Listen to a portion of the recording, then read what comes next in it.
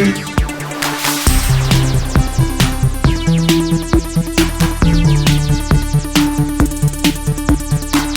everyone, welcome to GameFace episode 221 on Sifted Games at sifted.net. Our weekly podcast that streams live here on twitch.tv/Sifted Games every Tuesday at 1 p.m. Pacific, 4 p.m. Eastern. I'm Shane Satterfield, your humble host. I'll be slinging you around the world of video games for the next couple hours. And alongside me, I have my bro, Matt Kyle. What's up, Matt? Not much.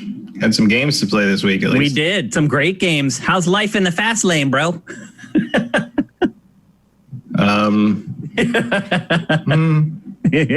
I wouldn't know. I have no idea what the fast lane is anymore. Yeah, I don't know if there is a fast lane.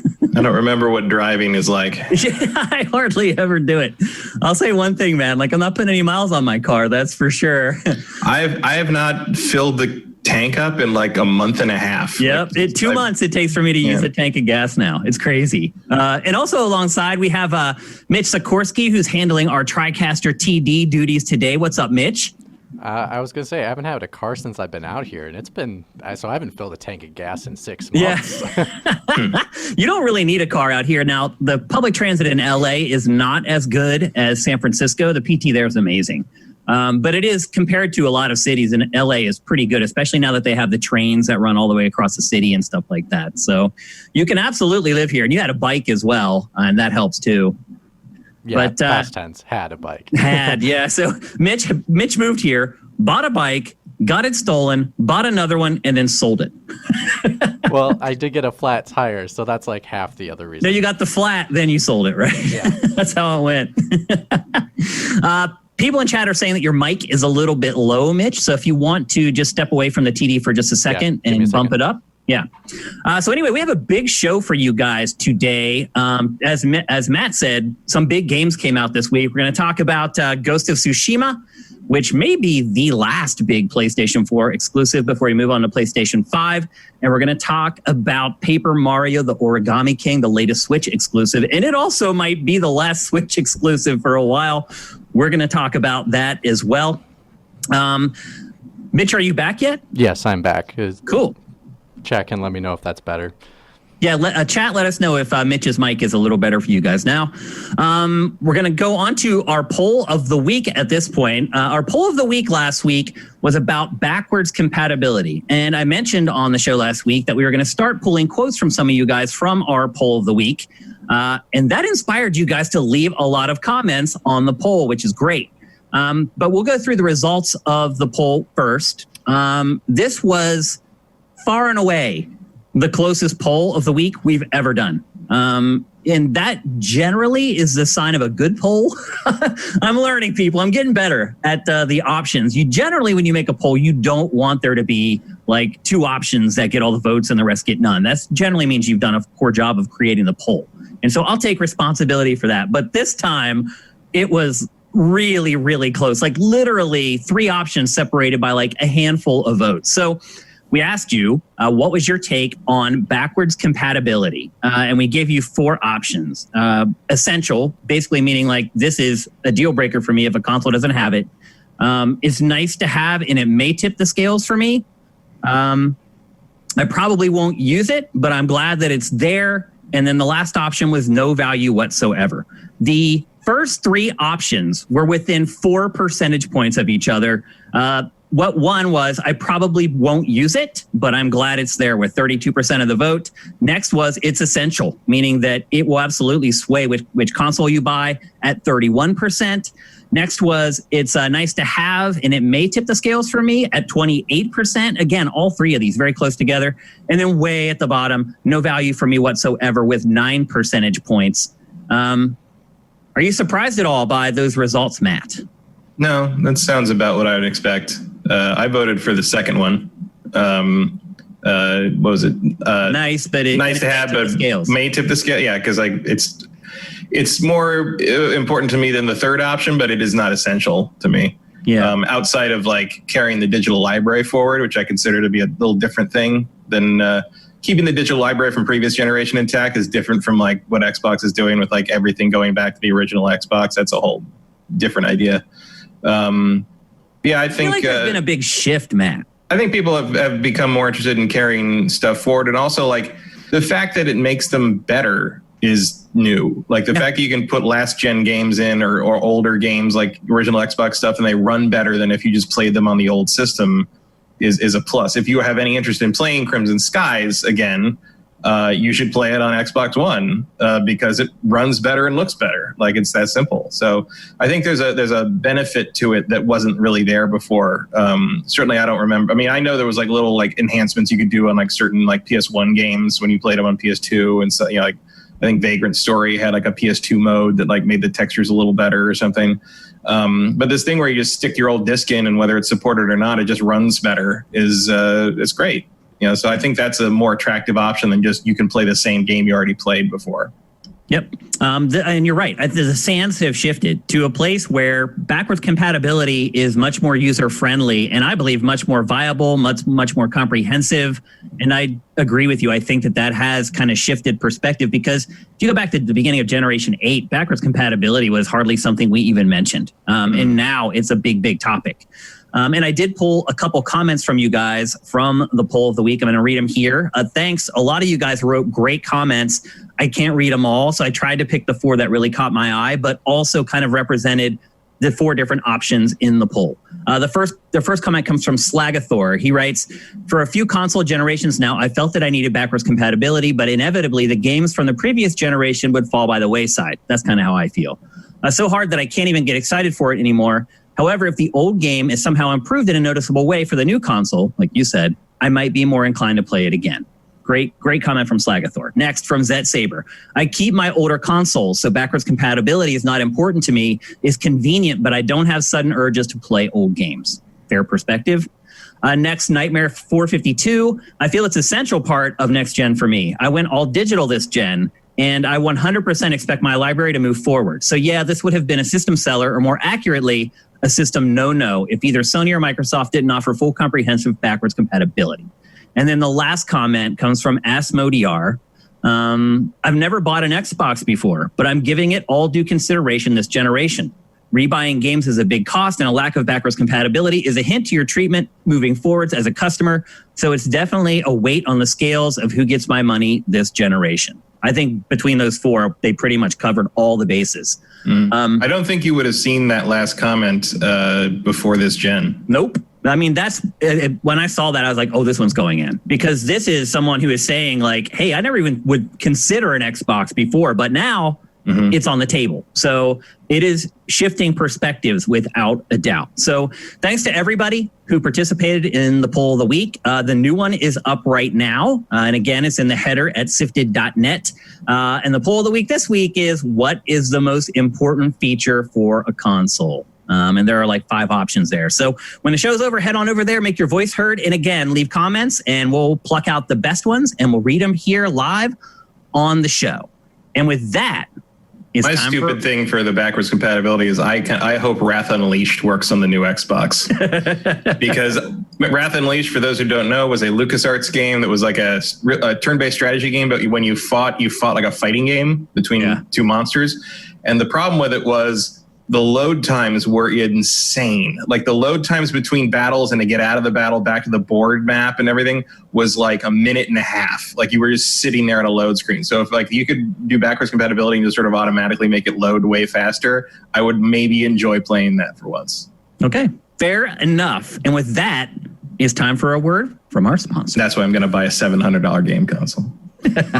Ready to get away from it all without losing all the comforts of home? DeShazer Ryan Realty has a once-in-a-lifetime 200-acre estate for sale in Libby, Montana that gives new meaning to the phrase roughing it. This eye-popping main lake house on this sprawling estate has 4 bedrooms and bathrooms, phone, and internet. There are also separate guest and caretaker houses. It's the first time this property has ever been for sale, so don't let the chance to buy a slice of outdoor heaven pass by. It can be yours for $3.4 million. If you're interested, no matter where you live, contact Doug DeShazer at 406-291-1643 or deshazermt@gmail.com. He can also connect you with local realtors who can help you with your specific needs. If you want to see more, head on over to www.snowshoeranchmt.com. That's snowshoeranchmt.com. Man, I was so relaxed. I just wanted to pull out my Switch and, play some Paper Mario while I was listening to that because it was just so relaxing. So, not at all a canned segue into our first topic of episode 221, which is Paper Mario, the Origami King for Switch. Matt, have you been able to spend some time with this? Yeah, I got through. I'm on the second streamer. Okay. Which makes more sense if you've played it. Yep. So you've had a boss fight. Had a couple boss fights, yeah. Yes. For those of you who don't know, Paper Mario, the Origami King, you may suspect that it's the next entry in the Super Mario RPG franchise, but unfortunately, it's much more of kind of an action-adventure type game with turn-based battles, kind of like Color Splash, which was the last one that came out. I think a lot of people were disappointed to learn that the game isn't kind of a strict RPG. I think what a lot of people miss from those Super Mario RPGs is the number of characters that were in those. Like in these games, you get like the 3 or 4 most basic Mushroom Kingdom enemies, and you just fight them like over and over and over again. There's just not as much variety. But I would also argue that in these games, there's not near as much combat as there was in the older RPG games. It's almost like the developers know that the combat kind of wears thin in these games, and so it's not as prevalent as it used to be. Now, with that said, the battle system in this game is actually quite revolutionary, literally revolutionary. How it works is you're basically in the center of a turntable, and then there are rings that emanate out from the center, and the enemies are placed on the rings. And then it's your job to basically rotate the rings so that you can line up as many enemies as you can in a row, so you can attack as many as you can at once on each turn. And then more mechanics start getting added later. Like there's an ability to like basically select like an inline columns and then shift the enemies along the columns to line them up that way. It's really almost like a puzzle game more than like a physical combat. Yeah, and I mean, they even call it puzzles. You get a bonus for solving the puzzle after the battle. It's an interesting idea. The fact that they put a timer on it ruins it. Yeah, I hate it. I agree on that. It's a horrible decision. I don't understand it. Terrible. Like, and it's so weird because the rest of the game is so pleasant and relaxing and really is. And lighthearted. And then you get to these fucking like random battles and it's like, I don't know what you want me to do, game. You give me 30 seconds to rearrange all this stuff, and you're at this weird angle, like kind of this 45-degree angle, so you can't fully... Like, if you gave me a top-down view, I could fit this together way easier. Yeah, but like sometimes the things are just kind of off on the planes, and there's like 17 enemies, and I'm just like, I don't know. And you're trying to do it fast, and because of the perspective, sometimes it's hard to really switch to the exact ring you're trying to switch to get to that enemy that you need to slide around to line up. And there's like, you can like pay coins to like extend the time and stuff like this way. Yeah. But it's like, what would be better is if there just wasn't any time. Either have me solve the puzzle or like make it simpler. Like it was really annoying. It was funny because early on I was like, it took me like an hour to even let an enemy attack me. And like early on, I'm like, this doesn't seem so hard. And then you're like, it's so easy. I get it. I see what you start to do now. That's the other thing. The difficulty curve in this game is so out of whack. Yeah. The first couple hours of this game literally are made for like 5-year-olds. Yeah. And it's like, the ramp is so weird because like, because it's not just like, suddenly you got to solve the problem. I mean, if you don't solve the puzzle, basically, if you don't solve the puzzle properly, the enemies get to attack you. Yeah. And even like a basic like enemy like hurts. It'll kill you. It'll take half your fucking life off, even if you're blocking properly. Like it's nuts. Like and the bosses are even just like, you didn't figure out the trick of the boss. Let's talk about the boss fights. So the boss fights, the roles are reversed, and the boss is in the center, and then Mario is on the outside, and it's your job to navigate all the panels that have like these things on them, tell you which way they're going to send you, and basically get to a point to where you're like right up next to the boss where then you can attack.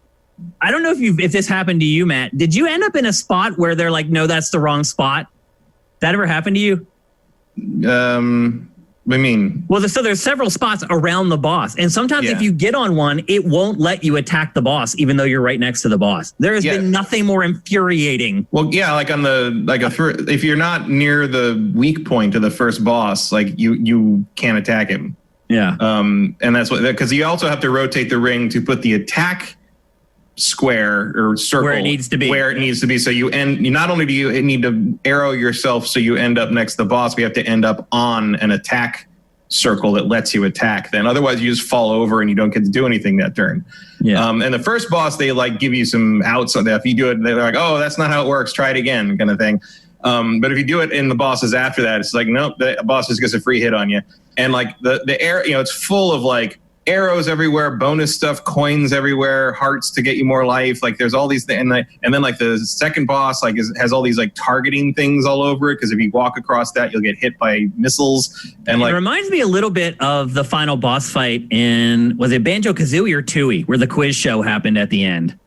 Was it Tooie? I want to say that was the first. Was that the first? Was it the first one? I think it was. Yeah. Because like her sister tells you all those trivia things, and at the end you have to get all the trivia questions right. Yeah. That's the first and one. You follow them throughout the whole game, and you're expected to remember them at the end of the game. And it's just like my whole thing was like I was playing it. I'm like, who is this for? Like. I know. Is this for kids? Because this is real hard. Are our kids just way better at this? It's like they expect them to just play the first 2 hours and quit because I don't.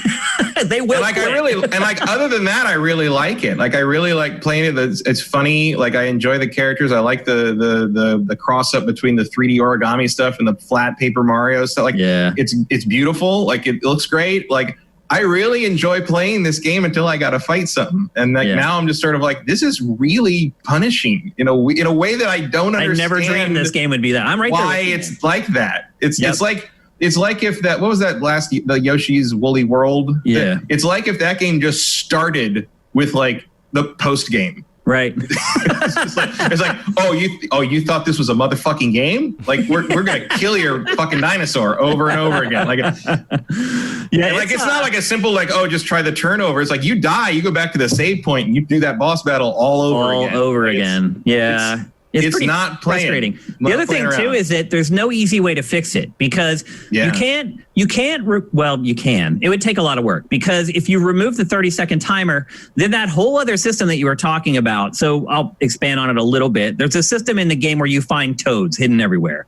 And as you save them, they become a part of the crowd during battles. And when you're in a battle, you can give the toads coins to cheer you on and basically help you in the battle. So if you don't have the 30-second timer, you don't need the coins and you don't need the toads. But the toads are very entertaining, so they should stay there.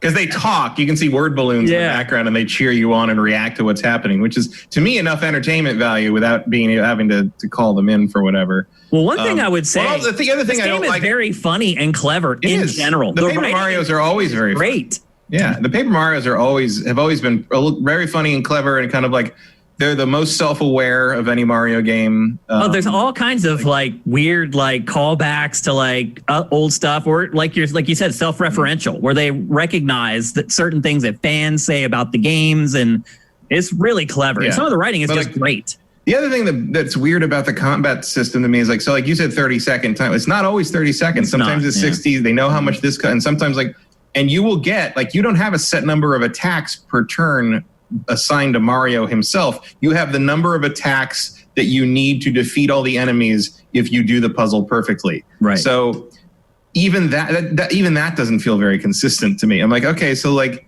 it all feels like weirdly arbitrary, and like the enemy is not really the enemy so much as the timer. Like the timer is the most deadly enemy in the game. So I'm hoping that the last boss is a clock. I just don't. It's almost as if like you basically.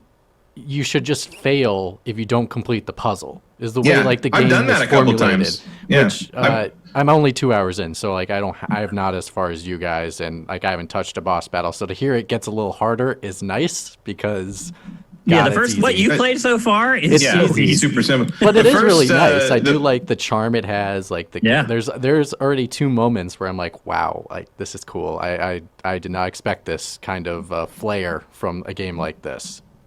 Yeah, the early stuff is good, and when it first gets harder, I was kind of like, oh, good, because this was a little brain dead to me for early on. And then like by the second boss, I'm just like, okay, this is over the top. And honestly, it's not that hard to like piece this stuff, but like especially on the boss battles where you're trying to line all the arrows up with you only have a certain number of moves you can make on the rings.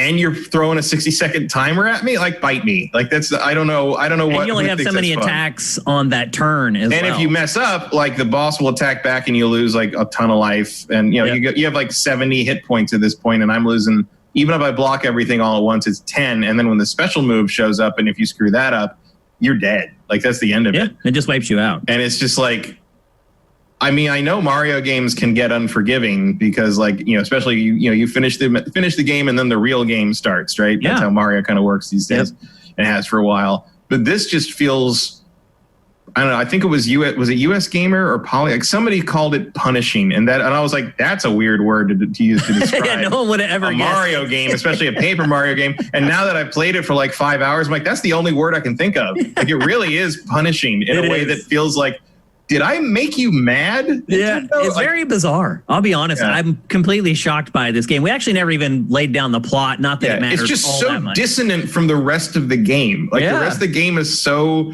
charming, and this is just like, it's. I don't know. I can't imagine. It's like if Katamari Damacy just like periodically just like insulted your mother. Like, it's like I'm like, why? Why is that there? Like, what? I don't. Or if it read through your iTunes library or something and like insulted your musical taste. I'm like, I don't understand why this is in the game. Yep.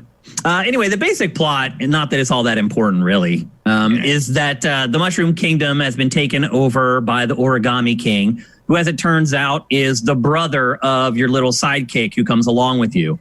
And basically, you're just on a quest to turn the kingdom back to its normal flat 2D look. The plot doesn't carry the game. It doesn't really need to, because, as Matt has said, the game is really whimsy. It really brings. Although it's a little creepy in the sense that, like, when they fold the characters up to be the origami versions of themselves, like Princess Peach is like a zombie. Like, she's not like her. Well, then some of the Toads, they're like I found one that was in a wood pile, and I pulled him out. And he wouldn't go back to normal because he was in the wood pile so long that he was permanently creased, and he like cried, and I was like, "Oh, that's horrible." Well, that same area has like they're folded in, because they get folded into like various things, like, and so like you'll find like little bugs, and like you hit them with the hammer, and they come back to being toads. But there were butterfly one. They're little colored butterflies, and you hit them with the hammer, and they turn back into toads. And most of the toads you do that with are upset that they can't fly anymore. And like they hop around sadly trying to fly again. I'm just like, that's horrifying. There's cool stuff like that in this game. The basement of the castle, when they transform them into origami, it's like, it looks like almost an old school medieval torture scene of like carrying the person over and like smashing to the gallows. When they only show it happen in like silhouette, like a shadow. It's like it reminded me. I thought of Who Framed Roger Rabbit, where they dip the shoe in the acetate to like dissolve it. Like, I was like, oh, that's just a little horror for the dip. For the kids game. It's cool. Yeah. Yep. Well, I already said they dipped it, so I didn't want to say dip again. The other odd thing about this game to me is that I see a lot of influences from other Nintendo games in this game. So there's like a little touch of Captain Toad Treasure Tracker.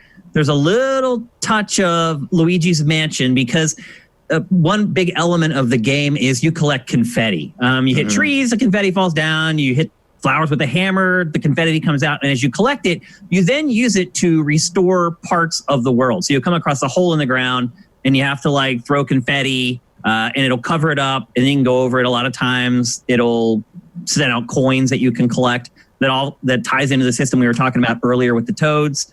It's like the reverse of Mario Sunshine, where you spray water to clean things off, and this you're throwing stuff on it to fill it in. Yeah, and then so this like a little bit like Sunshine, and then the way you suck up all the confetti is very much like Luigi's Mansion. And the weird part is that this is not even an in-house Nintendo game. I believe this was made by Intelligent Systems, which technically is a Nintendo studio, but it's not really one of its big first-party studios. Yet you're still seeing a lot of elements from other Mario games and other just Nintendo games in general in this one.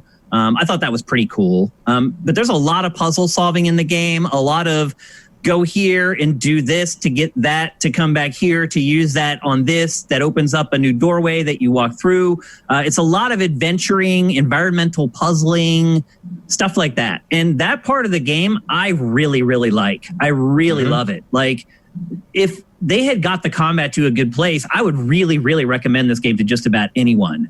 But man, at first I was like, wow, this is way better than I thought it was going to be. And then once I got to right around where you are, the 4 or 5 hour mark, I had gotten through a couple bosses. I was like, oh man, like the target audience for this game, I just don't see them being able to play this game after a certain amount of time. Yeah, or you're just sort of muddling through the battles and hoping you don't get hit too much. Or getting lucky and... Yeah. And like, because there's some clever solutions to some of the puzzles, but like a couple times I'm just like, it's going to take me more than 20 seconds to do that, guy. In part because the interface, like the interface is not amazing. Because like you got to scroll through the rings and stuff. And then like the bosses are even weirder because the boss sometimes won't let you. It doesn't let you scroll the other way. Like you can only go out to the edge of the ring and then start over and continually scroll outward. Like you can't scroll back if you missed the ring you wanted. So you're wasting even more time doing that. There's a couple times when I've rotated over, and because time is of the essence, I'm tapping the stick to go rotate. I hit the button that somehow didn't rotate as far as I wanted, and so I hit the wrong thing. There's no undo. Yeah. It's just I find it like oddly frustrating in a way the rest of the game isn't. And it kind of ruins a lot of it. It does. Like can you recommend people buy this, man? No, like I don't. It's hard to like if you love Mario stuff, I guess, but like you better be ready. Like it's hard in a way that Mario is usually a test of reflexes and platforming skill. This is a test of like speed, cognitive puzzle solving from a really inconvenient angle. And like it's like if you took the timer off it, like I'd be fine with it. Like, I would love it. But again, I don't think that they can just like, if people get really angry over it, I don't think they can just take it out and like fix it that easily without screwing up other stuff. I think I would just change the Toad thing to like because there's charms that up the timer on it too. Like I have those on it, and it helps a little bit, but it's just like, sometimes you got to look at something and figure it out. Sometimes it's very unforgiving on that. Like I enjoy when there's a puzzle, taking that moment to observe it, kind of take it in, then start fiddling around with it. It's a thing that I do when I solve puzzles in games or pretty much anywhere else in life, and this game doesn't allow you to do it. I'm guessing the only reason like they do that to like put the timer on there justifying it is because they do come onto the field lined up and then they hop out of place. So it's almost like you have to, part of the puzzle is to observe them to figure out where they hopped so you can just readjust it. I think if they didn't have it that way, I think getting rid of the timer I think they might say that would be why. You should get further in the game. Yeah. Okay. That doesn't matter later. Okay. Like because like it doesn't matter how they jump out of space, because sometimes like they come in like 2 single file lines and they'll jump out of space, but the solution is actually to move them into the hammer's shape instead of you're not always trying to put them back in the shape they were in. The turntables also start to get crazy after a while. Like there's no way you could watch that and like know like, okay, I saw them come in and then disperse and that's going to help me solve it. Like it's just too much to keep track of. And again, there's 30 seconds, a minute maybe. And like I could see that as being intentional. Like you're not going to be able to solve all these perfectly. But then why do you lose half your damn life if you screw, even when you block everything? Like it's just like punishing is the only word I can think of. If you're ready for that, then the rest of the game is very good. And the combat system is actually really interesting. I just don't like being timed on it. That's all. I like everything about it except for the timing. But that timer, in all honesty, makes it not that much fun to play. Now, again, combat is not that prevalent in the game. It's not like you're just going from one battle to another. Like you have a battle, 5-7 minutes later, you'll have another one. Yeah, but it's not constant. You don't level up from that. It's not like you have to grind it. There are no levels in this game at all, actually. Well, the HP max, the heart up, the heart plus, you collect hearts. They make you more powerful. So they don't just give you more hit points. They makes you more powerful. So you can like after that, you can then just hammer like enemies in the overworld, and you don't have to fight them. You just defeat them. Yeah, that's true. So that's like that's the upgrade system really, as far as it goes. You can also hammer enemies in the overworld to get first strike in the battle. Yeah. So when you go to the turntable, there will be a little scene where you actually hit them with the hammer right before the battle starts. Which is pretty classic Paper Mario RPG stuff. So I also missed the fact. I also prefer, I think, the Mario RPGs where you play more than just Mario. Yeah. And like, I mean, Luigi's here, but he's off doing something else. And like Bowser is around briefly, but then he goes to do something else. And Bowser's actually very funny in this. I think everything's funny. The writing's really great. I also like seeing Bowser and Mario team up. Like, that's the thing that I like about the plot, even though it's like whatever, it's paper thin. Haha. But that's what I like about it, is that it's all the people and characters from the Mushroom Kingdom against the Origami King. And it's pretty rare to see all those characters unite for a single cause. And just the play between that is the Goombas run in like, oh, I guess we're like allies now. Like, it's something out of the ordinary, which I think is kind of cool. I also like there's like little things that make me like it's stick in my head, like maybe they're not intentional, but like when the very beginning of the game, Mario and Luigi drive up the castle in their Mario Kart go-kart.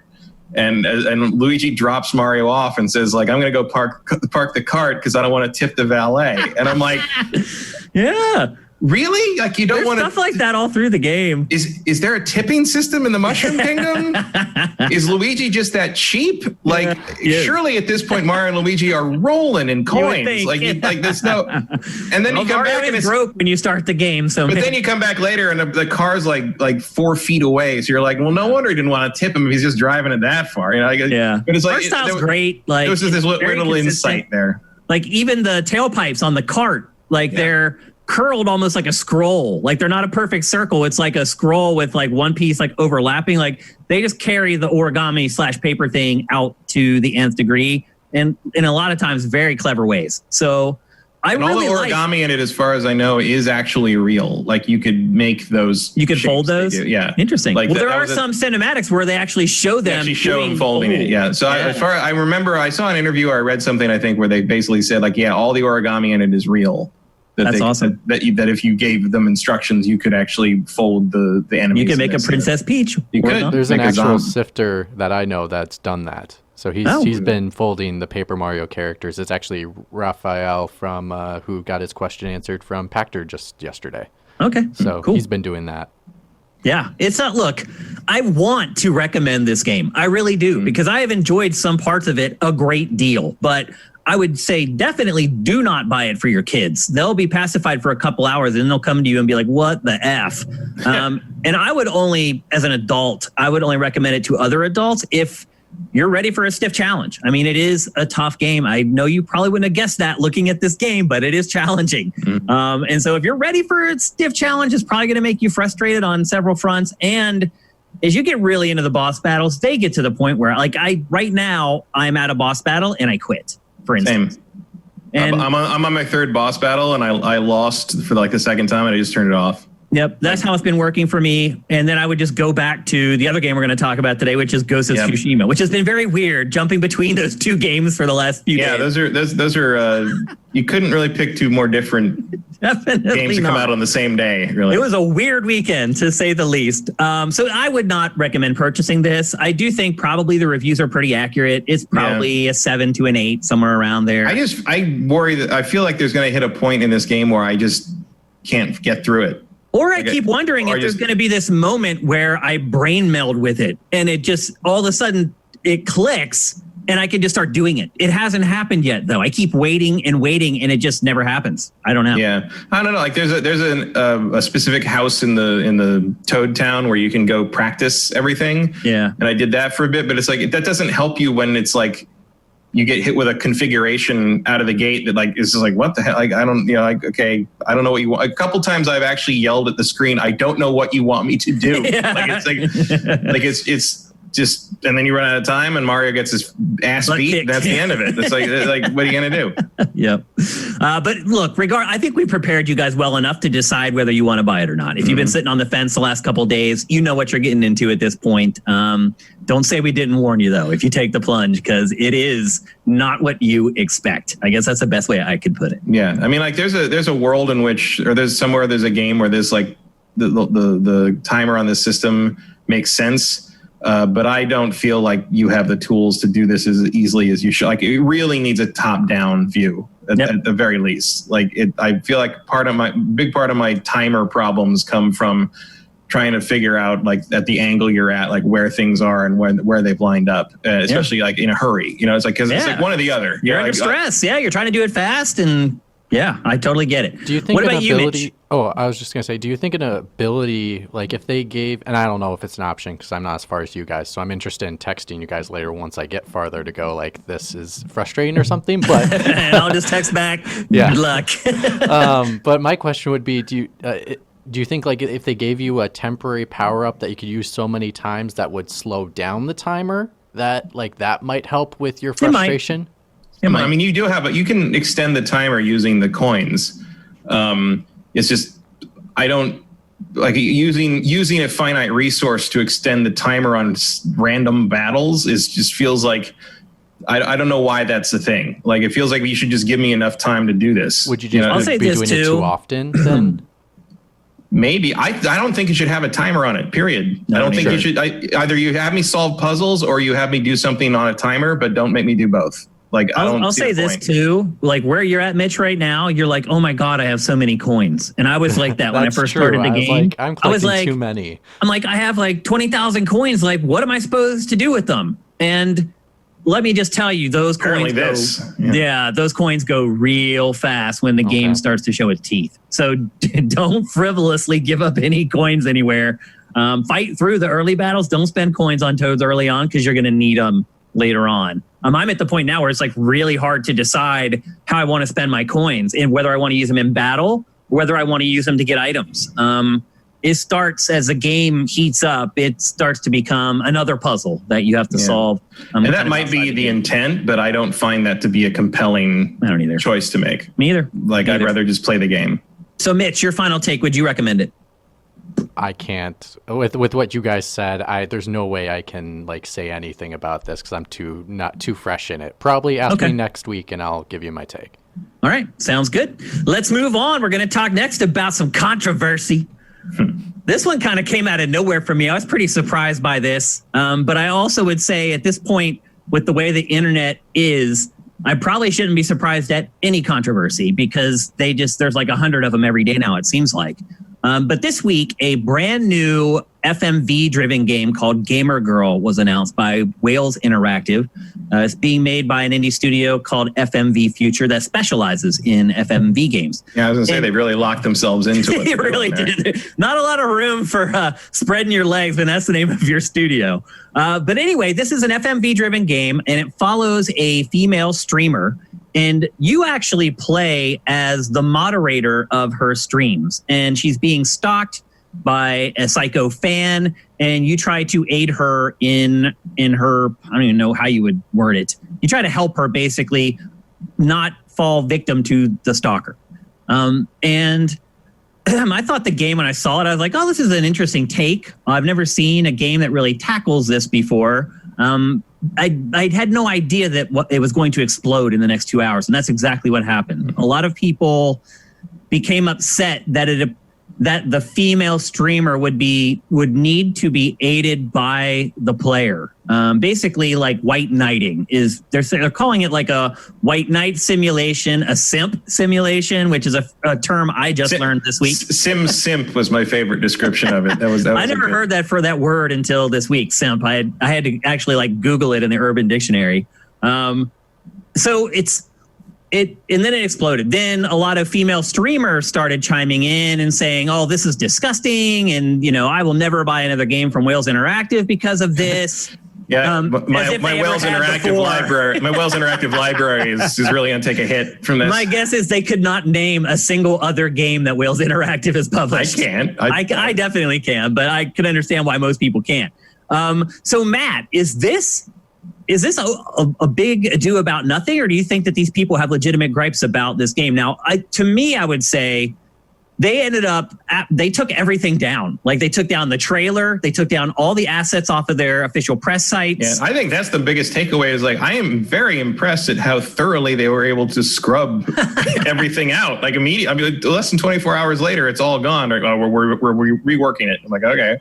Yeah, I mean, you can still see it on mirrors and it's still around. But yeah, it's on YouTube. We have it up on our site if you want to check it out. It was fascinating. I think they have a point. I think it's the concept is interesting. The subject matter is something worth tackling, but they went about it backwards. The trailer's terrible is the problem. Trailer's not great, but also like it's the premise of because for one thing, the stalking problems in streaming like that, a lot of times they come from moderators who get too personal and too familiar. Oh, interesting. So having the moderator be the person who's sort of like getting in with the girl like that is could that be the twist to the game story? No, I don't know if it goes that you far, end up being the stalker. That's also. I mean, maybe that would be a hard turn. That would be because everything's supposed to be you viewing it live, but right. And like her constantly turning for advice to you is weird. Like that's, if you just played as her somehow, like, and made decisions as her, like that would probably work better. I think it was a couple people. I think I can't remember who said it. Maybe it was just a comment somewhere, but it was basically the fetishization of like the moderator kind of playing control with her life that way is not the way to approach this. Does it require like pulling the whole thing down? That I'm a little surprised they did that. Like I thought when the controversy started that they would just sort of be like, they'd put out some statement, or like they'd say like, we're sensitive to this sort of thing. Yeah, but I just didn't expect that they were going to like pull the whole. I mean, just I guess those statements didn't work. There is also a point to be made that the entire dev team is pretty much dudes. And the girl in the let's game be fair supposedly to Wales Interactive here. We need to share their. The girl in the game apparently is listed as a co-writer, but like it's... Well, the whole thing was improv apparently by her. She and the writer would write up a loose idea of what was supposed to happen, and then she would just act it out. The other thing, too, is that Wales Interactive issued several statements right in a row.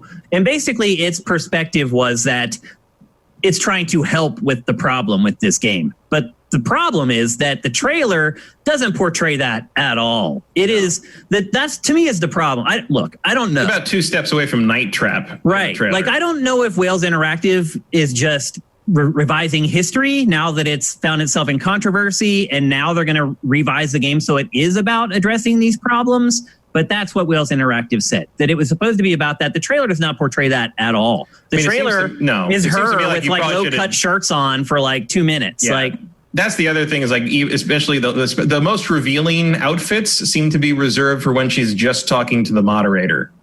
Like it looks like those are not when she's on stream. She's just talking to you, and so there's a little bit of on that. Well, she's wearing like lingerie and like it's like you're trying to help women. Of her leaning forward, and like you could almost see down her shirt, and it's like, it just seems like maybe you should too much. It seems like maybe you might want to have consulted a couple of streamers who had to deal with this problem at some point. They said they did. They said they researched for 4 years and interviewed 15 streamers who had all experienced harassment through streaming. Well, I don't know. I'm sure they did. I'm sure they did that. But what I'm saying is, like, did you run the concept of the actual game by these people? Or did you show interviewing them for like as like research to write the game is one thing. Showing them what you've done and saying, hey, what do you think about our approach to this is a very different thing. Yeah. So I certainly believe they did research in that regard to like find out like, situations and case study kind of things from the people that lived it. But it doesn't sound like they asked them like, hey, do you think this approach is a good idea? Because I think almost universally they would have been told no. Like you need to give the gamer girl of the title the agency to handle the problem. Like that is I think one of the kind of the core thing I've seen from the more reasonable most of the people I've seen that I follow anyway, or that I like feel the need to listen to or know in real life, like didn't call it like, oh my God, it's repulsive trash, but it's just like, this is not the way to do this. Yeah, you didn't really hit it on the nose. Yeah. I struggled honestly with this topic over the last couple of days, trying to figure out what my perspective is on it, because I don't I don't want anyone to think that they shouldn't ask for help. And so the kind of the perspective I'm seeing from this is like, I don't need your help. It's like, but I want to help you. I want to help everybody I can in my life if it's possible. And people saying that like it's offensive that someone would try to help them is a little weird. But then you watch the trailer and it's like, to me, that's not what the game is saying anyway through that trailer. So I've been just completely flummoxed by this. And I really don't know where I'm coming down on it still, to be honest with you. But one thing I do know is that trailer's awful. And whatever Wales Interactive says the game is supposed to be about, it was not portrayed in that. And whatever the game actually is, that trailer is astoundingly tone deaf. Yes, so exactly. Maybe they're just pulling back and like they're going to cut a new trailer and it'll come out better, or they're more effectively communicate like what they're going for. I think the perspective of the game is skewed. Like I think like if you want to make that work better, you needed to make it her doing stuff on her own, playing as the streamer. Like, and then you just take like consultancy from your mod or whatever, but you're in control. That would be a good way to handle it. But like to do that, you have to reshoot the whole thing. So you can't do it. It's not like a game where everything's running in real time. Once you've paid the money to shoot the stuff, that's it. It's in the can. And so they got to do something with it, but I don't know what they do. Like really the sad part is like, I'm interested in this game. It's like I saw the trailer and I was like, that's really gross, but the concept of it intrigues me. And I haven't cared about an FMV game in a really long time. So there's something there. Like if they can get it to an intelligent place, it might end up being a decent FMV game. But the way they're handling things right now, really, really bad. Although Wales Interactive, to its credit, I think once the controversy hit, I think it did things pretty well. I mean, they're going to do what they can, I think. It's just there's only so much you can do, especially because you've already shot everything. And like even like the end of the trailer where she's running through the ship, for like her ex-boyfriend lives on a ship for some reason. It's like the only location they could get for free, man. Right, and it's like it's like you're hitting that kind of same found footage movie problem where you're like, why are you still filming? Like, you think you're gonna die, but you think I'm gonna die? I'm not holding the camera up anymore. Like I'm just how it is. I'm sorry.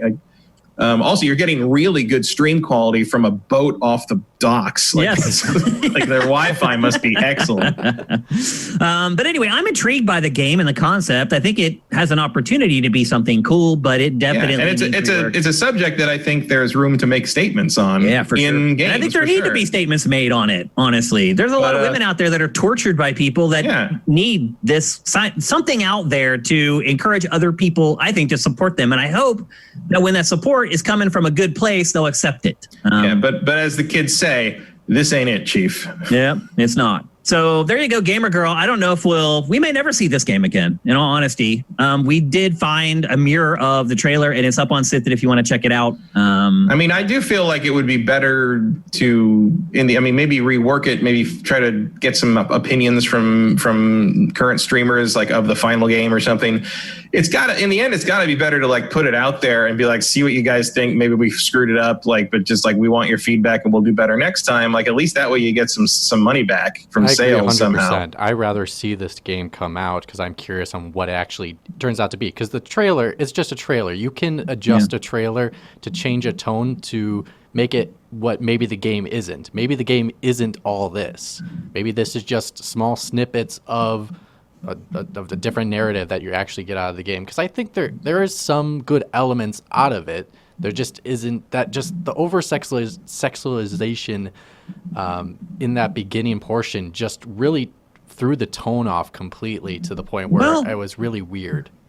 I don't know. So one Supermaster gamer in the chat does bring up a pretty good point. He says, but those streamer girls do exist. They use sexuality to get views. True. He's right. It's true. I mean, that is a huge part of streaming, is girls and they in low-cut shirts. Sometimes play dumb, even though they may be very smart people. Like, they sometimes play dumb because they are catering to an audience. So having the cleavage and stuff in the trailer, I mean, in all honesty, it is kind of accurate to streamer culture, but they could have chosen a streamer as the main character that isn't one of those streamers. Yeah, especially if you're trying to make a statement about a serious subject, that you don't need to put that in there. Like, you don't need to have that in there as titillation.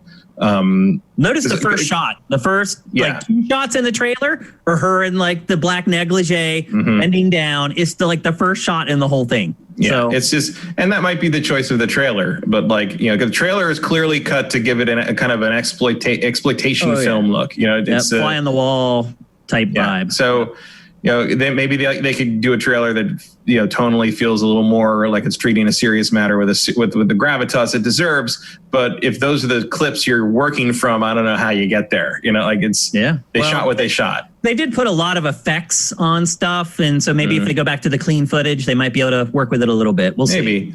I think that, you know, I don't know. Like, clearly the footage they shot is her, you know, has her asking the moderator directly to do things or what should she do, and like there's no getting around that. I promise, if like your creepy stalker ex-boyfriend calls you, you don't need to ask your moderator whether you should pick the phone up or not. Like it's a fair point to say you would ask a friend, and maybe the moderator. Like we don't know exactly what the relationship is between them, the moderator and the character. For all we know, like it could be your best friend from out of town or like best friend from another country, and they're just being supportive of you on your stream. Now that's probably not going to be the case, but there's a potential chance that that's not what it is. From what I understand, it's supposed to be like an elevated fan. It's a new moderator kind of thing. And because moderators in Twitch streams have become the problem so often, people who have experience with this, that's one of the reasons they're reacting so poorly, is because a lot of times in the real life example of something like this, the moderator would be the stalker.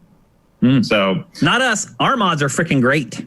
No, our mods have never. Yeah, well, we also don't bend over as much. So. They don't want us to bend over. But there is something to be. There's an interesting element of to be explored in this this situation they're trying to address, where like, you know, that parasocial relationship that you have with the people you watch on YouTube or Twitch, and you kind of feel like you know them, or like they're you know they're in your face and in your house all the time because you watch them all the time, and you kind of feel, but they have no idea who the hell you are, and like it can get really weird if you ever meet them at like a signing or something. And here's this person you think you know all this stuff about, and they don't know who the hell you are from. You know, they don't know you from Adam, as we used to say about Adam's or greeting people. And I would say not just Twitch. So, I think that's not really explored much in just any like entertainment industry, basically. Right, like the super fan and how far that goes, where someone feels like they have a real connection. I know it's explored in TV shows a lot, but movies or any kind of other medium, it's not really touched. It's touched a lot. I mean, not in the specific social media realm. I mean, there was a movie called Swim Fan that's literally that. But like because there's always been that parasocial element to like people that are famous or things you watch all the time and that kind of thing. You know, that's part of what stalkers do. But with social media and YouTube and stuff like that, it's become a much more prevalent thing because everything's more casual. Things are not as like dressed up. It's, you know, so many of these things are we're just hanging out. We're hanging, you know, like Twitch streams in particular, just hanging out, quote unquote, hanging out with this other person for like 12 hours. And like that parasocial element becomes more and more prevalent in a way that it wouldn't be if you're just like, say, a fan of like Harrison Ford and want to meet him. Like it's a different intensity level, I guess would be the way I'd say it. And there's room to explore that idea in a game. I don't know if this is the game, but it is an ongoing thing, and it's a social phenomenon that I think has precedent, but it doesn't have an equivalent outside of this new streamer YouTube culture. So, and I think the people to make that piece of art that addresses that might be too young to do it yet. Maybe because I think you're looking for people who grew up in this, who have been immersed in it for as long as they can remember, and those people are probably like still like 15. Yeah, max 15.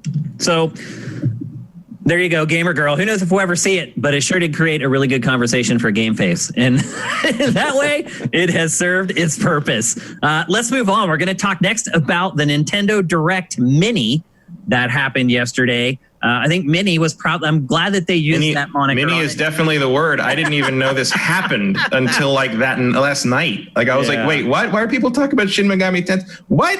Well, it went up really early in the morning yesterday, so you know. I just completely missed. I was up early yesterday morning. I just did not see this happen. There's so many of these things happening now, Matt. There's just no way to keep track of them all. And I figured I'd just know what I figured Nintendo would say something. I just didn't see any of the announcements. They do a great job about setting expectations. Like they call a thing Nindies, and so you always know like what you're going to get out of it. And so like they knew it was going to be mini, and it was mini for sure.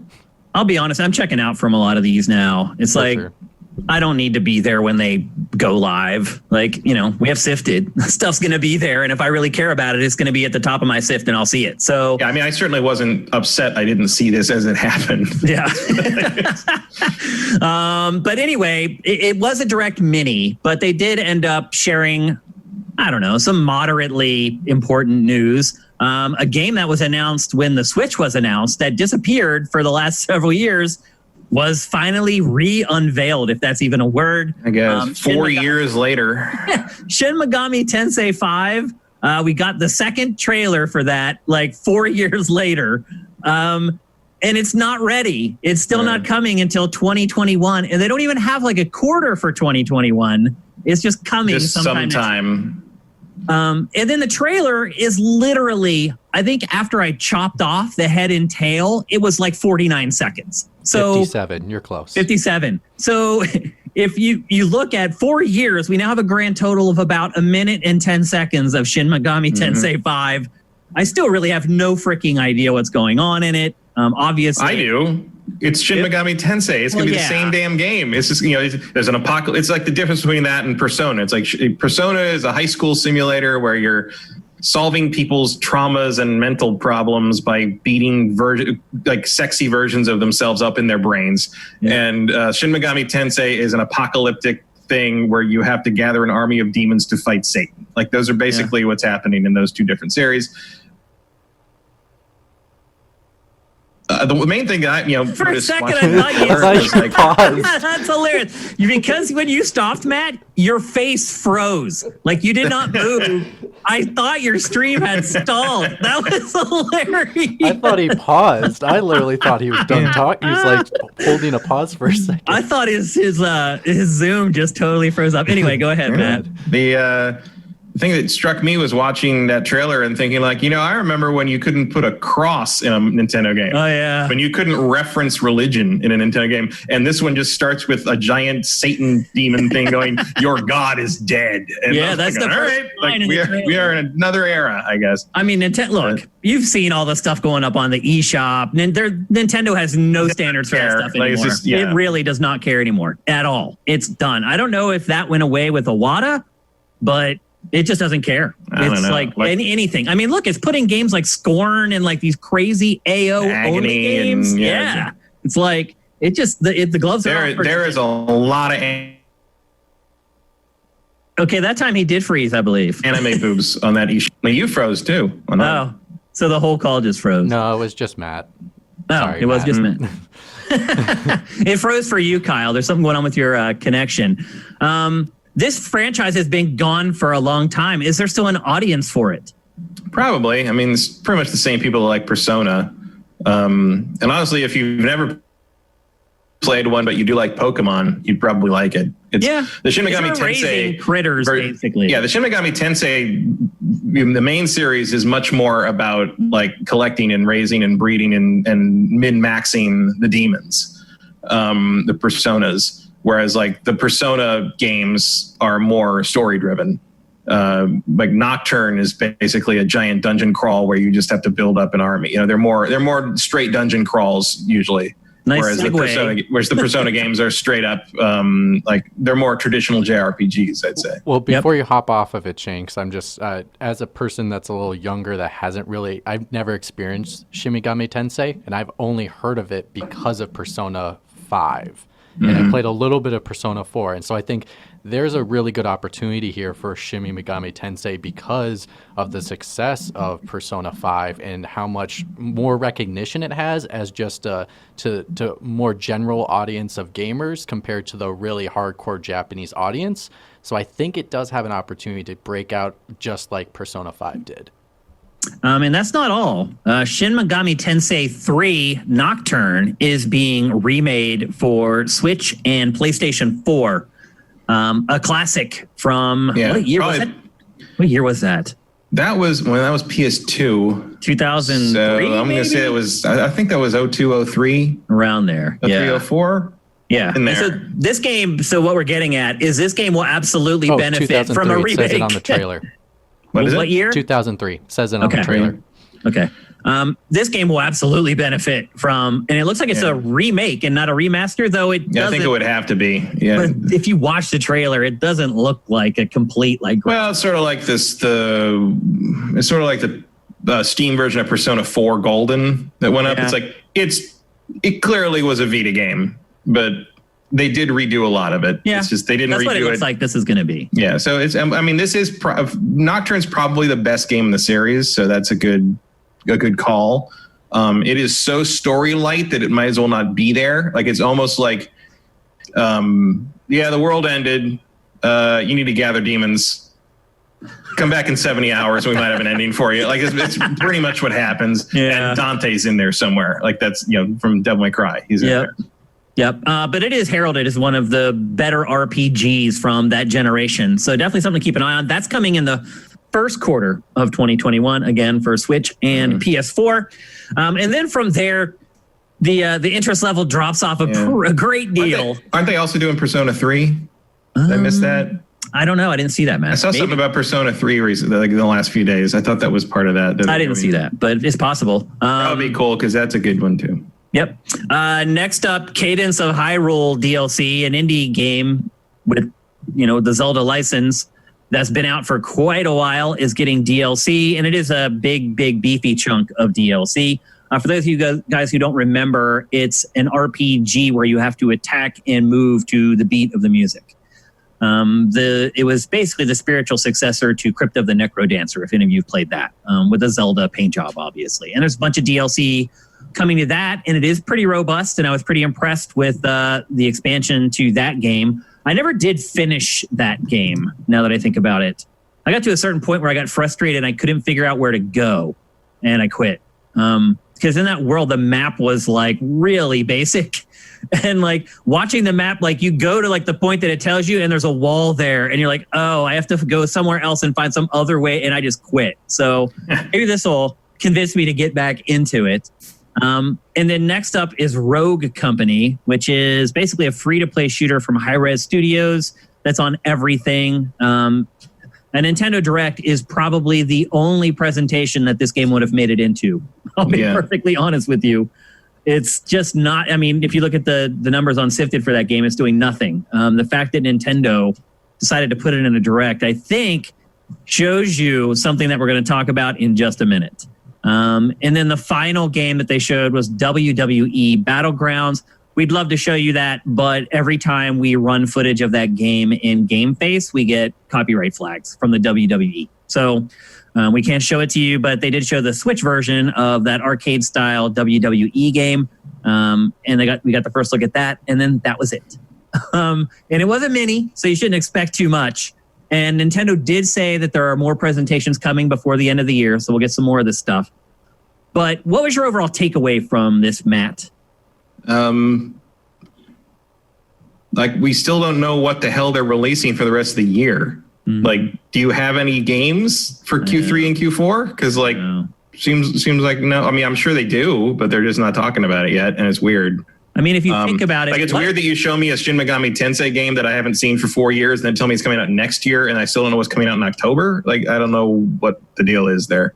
Yeah, I mean, if you think about it, what known Switch games are there right now? There's Metroid Prime 4, there's Bayonetta 3...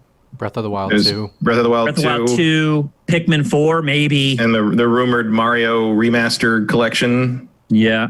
And that's kind of it. I guess they're banking on their DLC for Pokemon. That's probably what they're trying to bank on. Yeah. That would be a huge mistake. You're never going to make enough money to float Q3 on DLC. The Pokemon Snap. Oh, Pokemon Snap, that's right. Yep, well, there's also, one. if you're going to announce something, like, seriously, now's the time. I mean, you got Sony revealing their kind of fall and into the future lineup. You got Microsoft in 2 days doing that. Like, this is maybe that's why they didn't. Maybe they figured wait till August, wait till the new console hype dies down a bit, and less signal. Then we'll see something. Like, I don't know. Like, maybe it just felt like such an also ran this thing, and like maybe that was the point. Maybe the point is like, oh, we'll just throw some stuff out there because like if you are interested in any of this stuff, and probably just Cadence of Hyrule and Shin Megami Tensei, but like you're not going to forget about those things. If you care about those things, you're not going to forget about them in the wake of PS5 and Xbox Series X. They're unique properties. But like it was a weird move, I guess, just to try to keep being part of the conversation, in this week of like crazy, big new announcements. I don't really understand why Nintendo did it now, or why it would do it direct when it had so little to show. To me, I'm hoping that this isn't an inflection point, because I'm starting to think that this might be the point where the Switch goes the way of most prior Nintendo consoles, and in the last couple years of its life, you're just scratching for a game to play. I don't know. I mean, they've had a fair number of things to play that are exclusive to it the last few months, even if you weren't interested. Look, I'm glad it doesn't run well, and I stopped playing it in waiting for like some updates to like make it run better. But Deadly Premonition 2 is not insignificant to me. Paper Mario is a solid release, and that was announced out of nowhere about a month and a half ago. Yeah. They does give you hope for Q3 and Q4, and everything. Yeah, and everything we just listed is all like top level stuff that I definitely want to play. Like I think part of it is determined by what their plans for the successor to the Switch is. Are they doing that sooner, or are they doing it later? They said recently that they have no interest right now in even thinking about its successor. Yeah, I mean, I think that's smart. I think that's. If you're making money like that, why would you? You can ride this thing for quite a few more years if you want to, even if you put out like a Switch Pro sort of thing to fill the gap. It's always going to be a handheld. I mean, it's going to remain relevant for a long time, and because it does connect to the internet and you can just download software to it, like. It could remain relevant for a long time. So, I'm sure they have stuff. They're just not talking about it right now, and it's a little odd, but I don't know. Like, it's not like I'm not going to buy Breath of the Wild 2 or Metroid Prime 4 if they announce it a month before it comes out. Oh, yeah, fall. Of course. I don't suspect that will happen with those games. Probably not, but I do still suspect a 2D Metroid from Mercury Steam. Like, it's like they've had two and something years and change. It's time to see something from them. And they're very cozy with Nintendo. So I wonder if they were like, they decided to kind of hold off big announcements because Paper Mario just came out and they didn't want to take the limelight from it. Even though like it's not getting rave reviews, it still captures some headlines to like just not overshadow it. Because those announcements to me, like that they made sound like they're big games in a niche group. Like Shin Megami Tensei, like I said, has an opportunity to break out a little more mainstream because of Persona 5, but the rest of those games are very niche. Like, I don't think that any of them are big hitters. Well, WWE could be, but I don't care about wrestling, but a lot of people do. Yeah, I don't care about wrestling either. Yeah, it's just I don't know. I mean, Paper Mario is kind of out and it's doing what it's doing already. It's not completely out of character for Nintendo to think that way, to be like, oh, we just gave you Paper Mario, so we don't need to give you anything big just yet. It's the old Reggie thing of like, well, we gave you Animal Crossing. Why are you asking me about games, Jeff Keighley? It's like, because we want more than that. Like, so I don't know. Like that's they've kind of gotten over that in recent years, but they've been playing coy about the second half of 2020 for a long time now. So I don't know what's going on. I'm sure part of it is just like they're trying to figure out how to position themselves in this fall of new consoles, that they don't have a new console. They need something exciting to pull your attention away from these new machines. And maybe they have it, maybe they don't. But they might just be waiting to see what's ready. Who knows? Well, the other thing too is that this Direct was supposed to be about third party and partners. And this is what they rolled out. So it appears that maybe Nintendo's output isn't following the same pattern as prior Nintendo platforms, but it's starting to look like third-party support sure is. I mean, yeah. But then also you look at it. I mean, you're getting new generation of hardware where Nintendo power-wise and capability technology will never be able to keep up.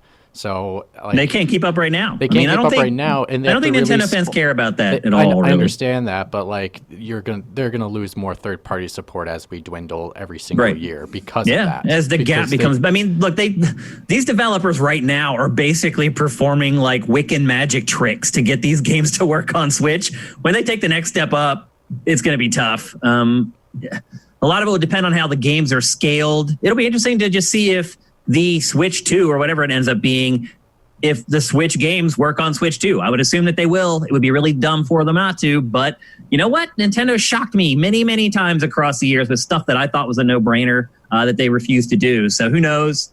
But what I would say is it's not looking good right now. But you're right. Nintendo has kind of fallen into this pattern recently of here's a new game and it's coming out in 2 months. And I would not be surprised at all if that happens with all those Mario 3D platformer remakes. If they're like, they do a direct in August and in November, the collection launches or whatever. And that's what floats them through the holidays through Q4. But I don't know. I'm just my spidey sense is starting to tingle. From all the years working in this industry and following Nintendo very closely, there's something in the back of my mind that's starting to go off a little bit about what's happening right now with Switch. I hope it's wrong. I hope it's just the devil on my shoulder, like whispering in my ear, and he's wrong. Which is disappointing because their output has been great for this console compared to past consoles. Like this has been really good output for them. It's so good that they've run out of IP. They have released a game for every one of their properties for Switch already. I can't, except for Pikmin. I can't really think of any others. I don't count Mario Kart. I don't count Mario Kart because it's like that was just a remaster. Oh, deluxe. Yeah, I would want to see new Mario Kart. Wave Race. Yeah, basically all the racing. They haven't really hit the racing games really. Yeah, they haven't done anything. I mean, they haven't created a new Mario Kart for Switch, which is insane because it's their best-selling franchise. I mean, the 8 Deluxe has sold like 50 million copies or something crazy. Yeah. I mean, you could argue they don't need to just yet, but it's getting to be time. Yeah. So. Anyway, that's an Nintendo. I won't be worried until if we get through August and no word on anything. Then I'll join you in the concern boat. I say September. Right. I'm giving them till September. September is like starting to get into prime holiday territory. So like if you don't have stuff lined up and announced by then to gather pre-orders during September to release something in October. That's weird. My guess is they're releasing something in December because that's what they did with Super Smash Bros. Ultimate. Was they usually always release a game in December. That's a first-party game, so that's why I say September. It gives them. Yeah, but there's also you need more than that. They need 2 games. They need 2 big games for the rest of the year. I mean, I would agree, but if they're going to release one, they need more than that. They need more than 2 big games to get through the next 6 months. But see, that's what I'm saying. Like that's old Nintendo.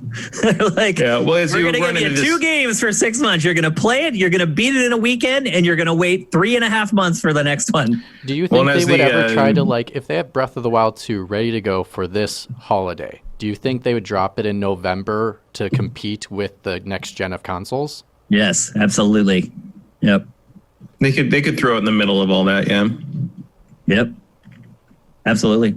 It'll help people. I mean, and then they have the value proposition as well. I mean, they could really pull a double whammy if they release Breath of the Wild 2 and drop the price of Switch on the same day. Drop it by like $50 or whatever.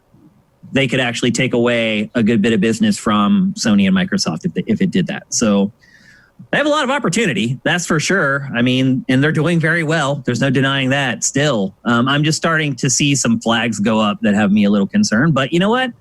I've already got my money's worth like 20 times over from the Switch. And I can't say I ever got my money back on Wii U. So let's celebrate. This has been a great generation for Nintendo. And I don't want people to think that I'm down on Nintendo. It's done a great job. But I do think we're starting to see sort of the law of diminishing returns with this software here. But it's been like 4 years. So it's kind of understandable at this point. Even Sony with the PlayStation 4, the last couple of years for PlayStation 4 haven't been all that great either. So it's just kind of a natural progression, particularly when you have a turnover of a new generation every 5 to 7 years or whatever. So letter grades for this, I'm going to give it a D. What about you, Matt?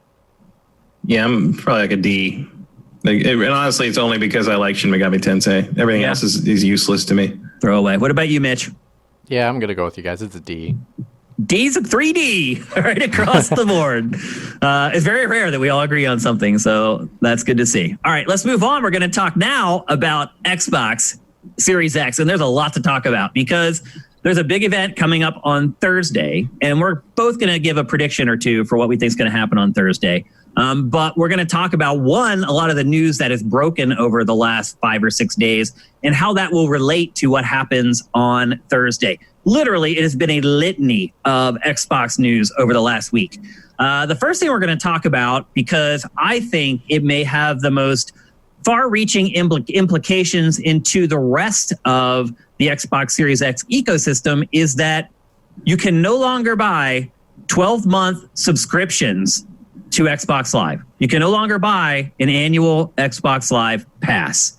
Currently, there are 1 and 3-month options available, which makes sense. If you look at it, you're like, if somebody buys a 3-month thing right now, 1, 2, 3, there's the launch of Xbox Series X. So Matt, there's all kinds of conjecture online about this. The biggest of which is, I believe, at least what I've seen the most, is that a lot of people believe that online play could be free on Xbox Series X. And so they've stopped with the annual memberships. They're only offering 3-month memberships with the idea that those would end when Series X launches. What do you think this is, Matt? Because this is a huge deal. No annual subscriptions for Xbox Live. I think they're just folding the Xbox Live concept into Game Pass, and that's what you're going to subscribe to yearly now. So you think? Do you think, I think there's not going to be anything? Yeah, I don't think there's going to be any separate Xbox Live Game Pass anymore. I think they're going to be the same thing. They're going to call it. They'll have some name for it. They'll call it like, Xbox Game Pass Ultimate Live or something. You know what I'm talking about. Yeah. So I think they're just folding all those things, all those 2 subscription things together into one package, and that's what it's going to be. Now, do you think that the price will remain the same, so I can spend $60 a year and get Xbox Live and Game Pass? I think that's a possibility. Yeah. That seems like Microsoft would lose even more money on Game Pass than it's already losing. But I think it depends. It depends. So what they're after with. I mean, I think the Game Pass thing sounds crazy anyway. Like for most of the time, I'm not going to argue with it because it's good for us. Mm-hmm. But I assume they have a plan. I don't know what it is, but I don't know. I mean, maybe it'll be $70. Maybe they'll crank it up at $10, just like all the games. But that seems more likely. And how do you think people would react to that? Because you're asking someone to pay extra money for something they may or may not even want. I don't know. I think it depends. That's the kind of the problem with like not seeing sort of the OS and the integration yet is like, what is this thing going to do? What is the subscription going to get you? What are the bells and whistles it's going to enhance on the console? Like, I'm sure they have a whole presentation for us as to why this is a good thing and why this is going to be good for us and why you want to spend your money on it. We just don't know what it is yet. But it does seem like they are going to streamline their subscription services into one unit, would be my guess. I have a hard time believing that after all this time and all this free money they've gotten for a multiplayer, that they're going to suddenly just make that free. That doesn't track for me. It seems unlikely, but it also seems like something Microsoft could do that could possibly turn the tide. Yeah, there is a needle moving element to it. That's true. If you're like, look, you can use online stuff for free, and maybe now $60 a year is for Game Pass, and online play is free. That could give them a boost when people are considering platforms. I don't think it would be something that would be a deal breaker for somebody, or completely be the reason why they would choose one console over the other. But I do think there's some value in that for sure. I think regardless, some big change is coming. There's clearly huge thing that's going to be announced on I assume on Thursday. I don't think so. Really? They said you all think people software. Because Thursday's all games. I've seen that. I don't know how you let this stuff go out there and just people just guess about it for like 3 months. I guess it's fair because we're not getting a price or a date. But I don't think we'll get that. I get either. it, but if you look at it, Sony said they were only going to talk about first party, and they shut off the console. So I think that's fair to say that, Shane. It's very possible. And if I don't want to go the next 3 months wondering what the hell's going on, because it's not just this, there's all this other stuff that's going on too, which segues nicely to the fact that Microsoft just discontinued 2 of the 3 active Xbox One platforms. Xbox One X is gone, and the Xbox all digital version is gone. The only version left that you can buy of the original Xbox is the Xbox One S. What's that about? Well, I mean, we talked about that before, about basically killing those old SKUs and turning the Xbox brand into this is what Xbox is. It's the Series X and whatever they call Lockhart, which I think we've speculated would be Series S. Yeah. And you know, wait, sorry. But why leave the One S? Shane. You said Xbox Series S is being discontinued, or X? Xbox X. One X is being discontinued. Okay. Gotcha. And the Matt, Xbox Matt, all you were saying, digital version. Gotcha. The Xbox One S, I know it's so confusing. The One S is still available. Sorry, the only reason I say it is, Matt, because you were saying when you were talking about your point, you were talking including Xbox Series X, but that wouldn't be an option anymore. It's Xbox Series S. See? The nomenclature is so bad, man. It I don't know. Really is. What? Yeah, exactly. Sorry, when you were saying your point, Matt, you were like, it's part of the family. And when you were saying the consoles that were in that family, you were saying Xbox Series X, but it's being discontinued. So they're not going to. No, it's not. Series X is the new system. No, Xbox One X is being discontinued. Sorry. Yes, correct. And never mind. Let's just stop. Go ahead. Go ahead, Matt. Sorry.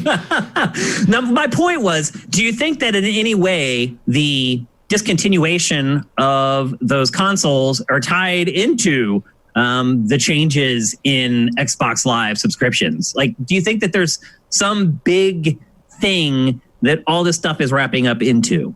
No, I think it's just part and parcel of them trying to unify the brand and have everything be Xbox and all the games work on this one box that you buy. And it doesn't matter. It's not a One. It's not a 360. It's not anything like that. It's just an Xbox Series this or an Xbox Series that, and everything works on it, and you're done. It's an Xbox. And then we can bring out another one in 5 years. It's a little more powerful than the Series X. We'll call it a Series Z or whatever, and that'll be that. I think it's just part of their consolidation of the brand into a numberless cell phone model, basically. And then the final piece of news. Well, actually, there was one that was added today, but the third piece of news is that backwards compatibility on Xbox Series X is going to be amazing. Microsoft committed this week that every single Xbox One game, as long as it's not a Kinect game, will be playable on Series X day one. I don't know how Sony can top that. I think that at this point is an advantage that Microsoft is going to have when both these consoles launch. Yep. I mean, I do think that because of, at least if what Cerny was saying is true, and that like most of PS4 will be supported and the top 100 will be enhanced, I feel like you're probably going to have to dig pretty deep in the PS4 library to find something that doesn't work, at least in the launch window. I guarantee you I have some things that won't. Yeah, I don't sure. Like that Godzilla game is probably not going to work on launch day. I'm assuming, which is too bad because I like that game. Yeah. But like this just kind of this universal claim of Microsoft is very bold. Just to say like, yeah, it all works unless you want to play a Kinect game, and who wants to do that? This far out too. What a difference! Like what a difference from a last generation where you're going to make me pay an extra $100 for this Kinect I don't need. Now there's like we can't play the Kinect. Yeah. Now there's like where you're not even going to be able to. No, we're never talking about this again. Like forget it. I'm sorry. Kinect Star Wars will never be backwards compatible. You're done. Yeah. You are missing another big piece of news, Shane, from Microsoft, that xCloud is going to be included with Game Pass Ultimate. That's right. Yeah, that's true. Which I think furthers Matt's point. I kind of assumed that was going to be the case. Yeah, and which I think it furthers Matt's point, where I imagine basically what's going to happen is I don't think they're going to give the internet away for free. They're not going to do that. I don't mean online play? Online play. They're not going to do that. I see them basically creating the SKU, like Matt was saying, in regards to like the Xbox family, and then saying, here are the tiers you can have for online play. You can do like Game Pass Ultimate and have xCloud included with it, and you get your gold subscription with Live in it. including with Game Pass, or like this is just Game It's Pass. really getting confusing. It's going to get like, if history says anything, Microsoft is going to find some way, unfortunately, to really confuse the consumer on this online play stuff if they're trying to consolidate and make tiers. Because that's basically what it sounds like they're doing, and they got to name it. I think they should just simplify it, honestly. They should and just I would make hope one that Microsoft is going to do that. You're probably right. That's not in Microsoft's DNA. It does tend to overcomplicate everything. I think they're going to think they're simplifying it. Right. They and actually overcomplicate it. They literally should just make 2 tiers. One with Game Pass, including your Xbox Live, so you can play online, and then another one where it's Game Pass Ultimate that includes PC and xCloud, and then all the past one included with it. Like, as long as that first tier is $60, I'm cool. If they're increasing the price of Xbox Live and forcing me to get Game Pass, I'm not cool with it, and I don't think most consumers will be either. But I think the thing is, Shane, it's going to be a monthly subscription. So, like, the total cost would have to equal, or is Game Pass not monthly? Xbox Live right now is $5 a month. No, so I'm sorry. If they end up jacking it up to like, if I have to spend $10 or $15 a month now to get Xbox Live because they've bundled it in with Game Pass, F you. That would be a terrible decision.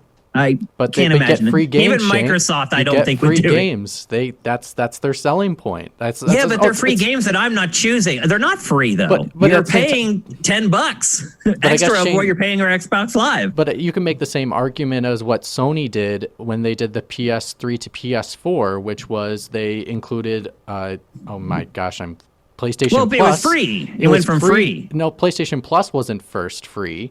And no, I'm saying online play was free on PlayStation for a really long time. Correct. And then they started charging for it. But then they charged online play going from PS3 to PS4, and there weren't many complaints there because people were happy because they still got to play some free games. No, there weren't any complaints because people had already been paying for it on Xbox for the last 10 years. The people were looking at what Sony was doing as like a godsend. Like, nobody expected Sony to do that. They were just appreciative of whatever amount of time they got where they were able to use the network for free because they were paying for it over on Xbox all that time.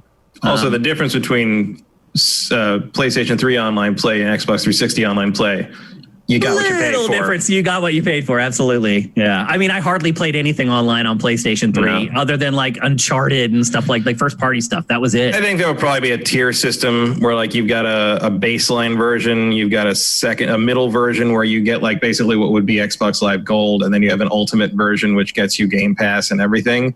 That might be more. Yeah, I think they're going to integrate Game Pass and Xbox Live more into each other. So the middle thing might be like standard Xbox. Like I could see like Xbox Basic, where like you just get kind of the basic features. Xbox Gold, where you get kind of what we'd consider Xbox Live Gold now, plus Game Pass on your Xbox Series X, and maybe Xbox Ultimate, which gets you all the same stuff but across all platforms, PC and everything. I think that's what they're after. That actually segues nicely into the final announcement from this week. I told you guys it was insane for Xbox this week. Just today, Phil Spencer said that his plan to get Game Pass on other platforms is not working out, and so Microsoft is not going to go forward with that plan.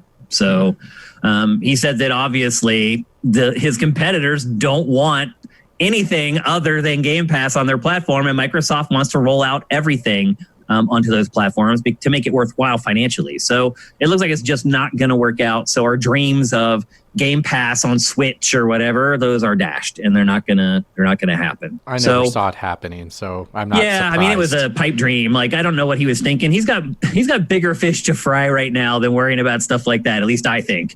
So finally, we've come to where we're going to each make one prediction for the Xbox event, first party event on Thursday. Matt, what is your prediction? Can be anything. I mean, there's a lot of easy stuff like Forza 8. I don't know. I've been saying it forever, but I think we'll see Fable from the other half of Playground Games. Like it's pretty easy, but other than that, I don't really know what to think. Everything else would be a kind of a surprise. I just hope we don't get I just hope they don't hang all their hopes on Halo and Crackdown 4. How about that? Okay, Mitch, do you have a prediction? Oh, he took mine with Fable. Let me think. Come back to me. I'll take yours, and then I'll try to do a different one, because I was going to say Fable. Okay. My prediction is that The Initiative, the brand new studio here in LA, is going to show a first look at the project that it's working on, and it is going to look better than anything else in the show. That's my prediction. Got one now, Mitch? I think that Hellblade 2 will be there showing gameplay, and it will be announced for next year sometime. So Hellblade 2 not coming in this year? No. I think we know that already, though. Do we? Yeah, Hellblade is next year. Oh, I didn't know that. I didn't know we had a release date at all for it. I thought there's no release date, but it is not this year. Okay. So they've already said 2021. Yeah. Oh, didn't know they said that. And we don't know when in 2021. Could be Q1 2021. Who knows? Yeah. And also, Epic did say that trailer is running in real time on Unreal 5. That trailer they put out. Impressive. For sure. So is that the end of your prediction, Mitch?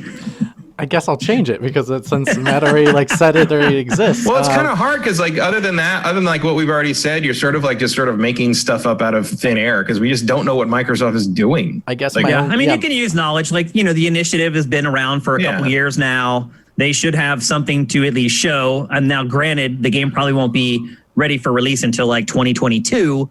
But they should have some stuff to show. Here's one. I think Microsoft will show more exclusive games than Sony did at theirs.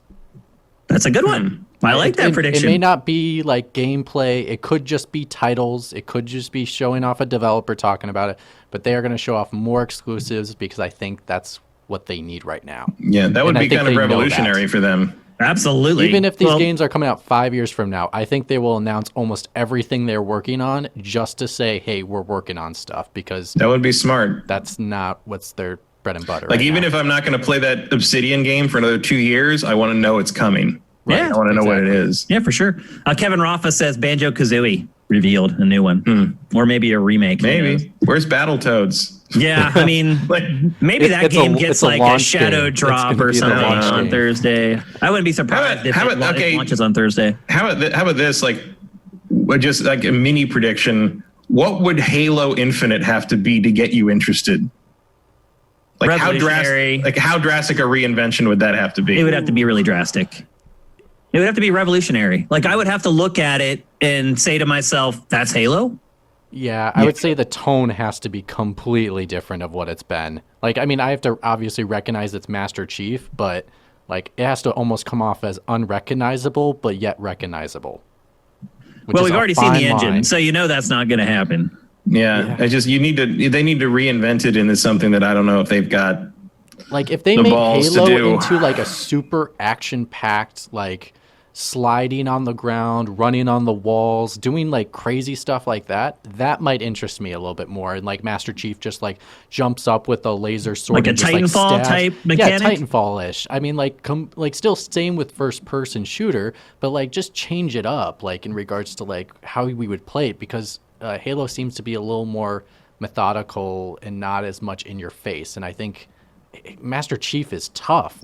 Get them in your face, and I feel like it's just lost some of its intensity. Remember when they built the first couple games, Bungie would always talk about how they built the entire game in 15-second loops. They just kept stacking 15 seconds of fun on top of each other until they ran out of time, and that was the game. And I feel like since it left Bungie, that concept has kind of gone out the window. Yeah, well, I just would like to see them. I don't feel like after the end of Halo 3, they've ever recaptured the kind of the mythic scope of, even if I didn't understand what was going on all the time. And I did get I got a book called the Halo Mythos. It came out a few years ago, but it was on sale, so I got it. And it basically runs through the entire Halo story from 10 million years ago to the end of the events of Halo 5. And the thing that really struck me about it was that the summary of the prehistory stuff is crazy. It's just forerunners and precursors and reclaimers and okay, whatever, guys. But you get to the Halo games, and the summary of what happened from Halo 1 to Halo 3 is like tight and focused, and this is what happened, this is the story, and then they get to like Halo 4 and Halo Wars 2, and like the summaries are like 9 pages long. Yeah. And I'm just like, what is happening anymore?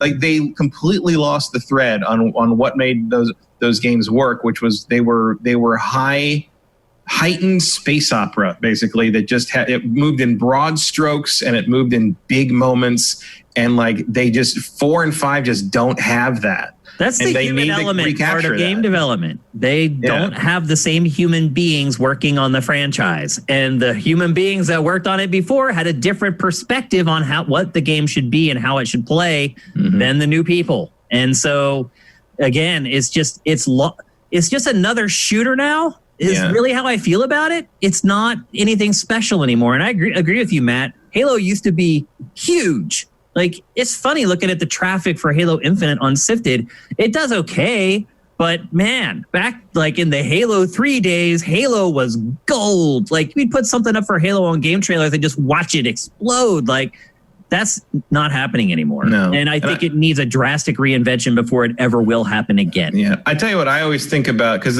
I believe part of the premise is that they're trapped on the Ark, which is like the facility that was that they went to in Halo 3 that was like outside of the galaxy and was like a forerunner, like fallback base if the flood got out of control in the galaxy. And it basically had the arms of the Ark have environments in them for almost every imaginable planet or habitat or animal. Like the Forerunners collected all these forms of life and stored them away, and that's why it's called the Ark, right?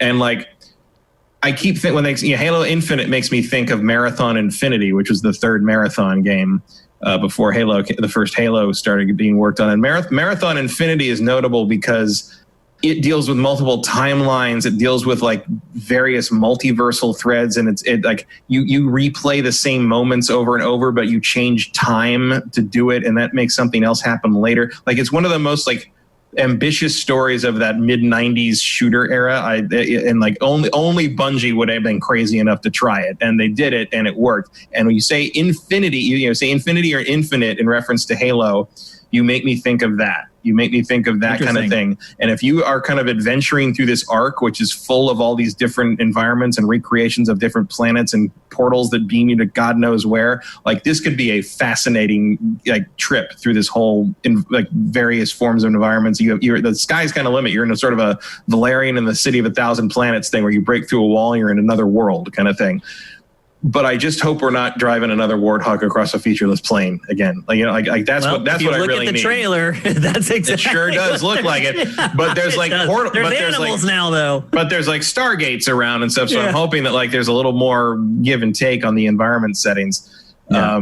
Would you? But I really don't know what this has to be to make me interested again, because.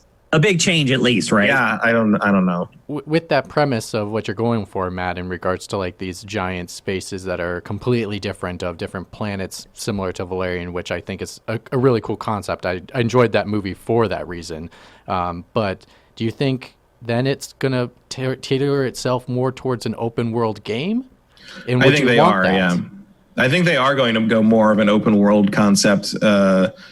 And I don't know. I mean, look, we'll talk about that. We'll talk about that briefly. We'll talk about that later on with Ghost of Tsushima. But like, I still like the open world stuff. I still like that concept and that formula. And adapting it to Halo might be a little different and a little difficult, maybe. Halo's always kind of been big open world game. Halo's had open spaces, but they're pretty linear games. Oh, they're completely linear. Absolutely.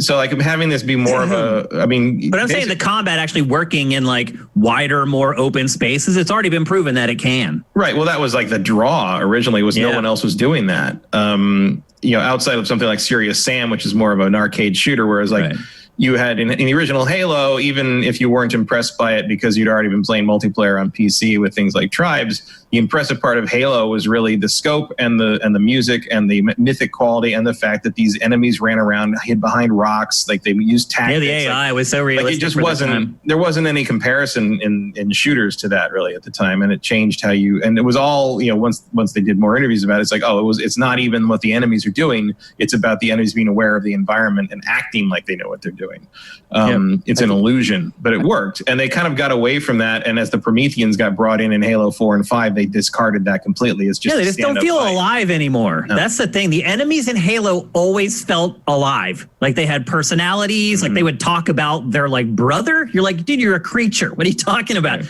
But there was just there was just like this vibe about the games that the last two haven't had. So most importantly, I hope they get the Halo vibe back. Whatever they have to do to get it, I'm cool with it. How Master Chief got his groove back. That'd be better than how Stella got her groove back, probably. I literally asked that question because I don't know. Yeah, I don't know what they can do to Halo Infinite to make me sit up and bark again. Well, we may find out on Thursday what they shouldn't do to make you sit up and bark. We'll see how it goes. Just 2 days away. Okay, we're going to talk next about Metacritic. A little bit of inside baseball discussion here. Metacritic this week decided that it was going to pause publishing user reviews, or actually pause users submitting user reviews until 36 hours after a game releases. I honestly don't give a crap, but obviously users are pretty angry about it and pretty pissed off. Matt, is this another one of those controversies that doesn't deserve to be a controversy? Well, it doesn't deserve to be a controversy in the sense of like, hey, you can wait a day and a half to play the game before you start review bombing it because you didn't like that a woman was in it. I should have said that, actually. I should have mentioned that Metacritic in its messaging about this said that, look, you guys are reviewing the game and you obviously haven't played it yet. So we're going to give this 36-hour window to ensure that more people play the game before they give their knee-jerk reactions to it on Metacritic. And really, we all know why this is happening. This is happening because The Last of Us Part 2 was review bombed. Right now, the user score... And a bunch of games have been, but The Last of Us Part 2 is just the most recent example. But I think that was kind of the final straw, because anybody who has played that game can go to Metacritic and look at the user score and realize it's complete bullshit. Right. So this is a problem for Metacritic because their job is to supply reliable aggregate scores. And when you have the current user rating for Last of Us Part 2 on Metacritic is 5.5. Right. Which is ridiculous. Yeah, that doesn't help anyone. It doesn't. It's not going to tell someone whether they should buy that game or not. And so Metacritic is put in this weird position of our service's functionality is becoming obsolete because of trolls. And at that point, you've got to make a big move. And that's exactly what Metacritic has done.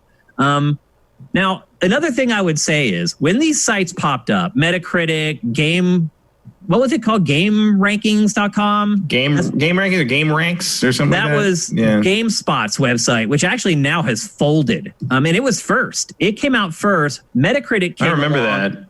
And Metacritic came along and did everything. And they had all the marketing money, and GameSpot didn't care about really marketing its site, and it just got annihilated, and now it's gone. Yeah, so and also like there was a lot of people that had trouble telling the difference between Game Rankings and Metacritic. Yeah, people felt they were interchangeable, and so much of them were. The way they worked was so similar that some people thought they were the same site. Like it was just not differentiated well. Right. Now, back when those sites launched, I would definitely argue that you needed user reviews because the official aggregate review score was really only comprised of like 30 or 40 publications. It was like 20 websites and 10 magazines. And so, that's not scientific. You need probably a little more data to help you make your purchase decisions. But now there are so many publications on Metacritic, just hundreds and hundreds, to the point where I honestly don't know that we even need user reviews for games anymore. It's like when we did polls on game trailers, once you get to a certain number, things never really change. They just stay the same because you basically need someone to carpet bomb it to change it, to be honest, which is funny. And so I don't see really any value in the user reviews at Metacritic anymore. Do you? No, I've never seen value in user reviews of anything, frankly. I can count the number of user reviews of that seem to have like thought and usefulness behind them on one hand that I've ever read for a video game in the history of doing this. Like, it's not to say that like people shouldn't be able to share their opinions, but it's like I don't care about that side of the page, basically. Like, it's like I might read it for entertainment just to see like what crazy things people are saying, but like, I know when I look at the user reviews on things, if they're like just, distinctly skewed from something from the critics' reviews, or if they're just like ridiculously low for anything that I know is not a legitimately bad game. Like, you just often there's an agenda there, and there's no check on like, have you really bought the game? Have you really played the game, etc. So it's just, it's very, very susceptible to that kind of thing, and the same kind of thing applies to movies and TV shows, that Metacritic has that problem for a long, long time. And I think, there was a lot of trouble with that surrounding things like Batman versus Superman, I think, and like the been war, several movies that have just got lit. The war over stuff like that. And it's just, I don't see I know it drives engagement because, like, look, Last of Us 2 has 131,000 user ratings here. And that's why Metacritic will never, ever get rid of user reviews. My guess is that user reviews or reading user reviews or trolling probably represents at least 50% of Metacritic's traffic. Oh, that would be my guess. And it may be way higher than that. I'm trying to give Metacritic the benefit of the doubt here. I don't think it's Metacritic's fault. I think it's the fault of people doing that to it. No, I didn't say it was their fault at all. But I'm just saying that, like, Metacritic, I think, is making the right decision here. Mm-hmm. Because honestly, will they lose traffic? Yeah. And I admire Metacritic for saying, you know what, we're going to do something that's going to make our website better, but it's going to make us lose traffic. Because I believe that ultimately when you do that, you're going to get paid back for that in the long run. You're going to lose some people at first, but over the long run, it's like the stock market. Oh, there's a dip, but still it just keeps going up. So I think that they've made the right choice. I don't read user reviews at all. But you'll miss out on it. So I just pulled up Paper Mario to see like comparison, like how many user ratings there are for that, which is more like 800 something, because it's newer. But one of the negative user reviews just says bad game, very bad game, very, very bad game, very ultra very bad game, super very bad game. 0 out of 10. Basically, what they're doing is they're hitting the character limit for the review. Yeah. There's your insight. Yeah, that is weighted just as much as someone who wrote 500 words about it. Yes, because that's another thing that they've done to try to stem the tide of this is create things like that. Like you have to write at least 100 characters, or you can't. So they just copy and paste the same thing over and over so that they can leave there. There's another one that just says bad for all the characters that they need. Exactly. Yep. Again, do we need user reviews? I'm curious, like in chat, do you guys think we need user reviews? Do you guys rely on them? Like, I do. I think you so. do. Absolutely. Oh, I don't. Like even like Rotten 100%. Tomatoes, I never look at the user reviews for movies or anything. I may not look at the, obviously you're going to run into those kind of reviews where Matt read off, where it's just comical to trolling. Read. Yeah, but I think I could use an example of when I was making content a little over a year ago. I was talking about how Days Gone, where reviewers probably I think unjustly lowered that, had such low scores for that game, where actually the user score I thought matched more up with what the game actually was. I think it was like an 81, and I felt like Days Gone was around an 81 in my mind as a user score, but I think the reviewer score was like at a 76 or something like that, and I felt that's pretty close. It was close. That's not that much of a disparity.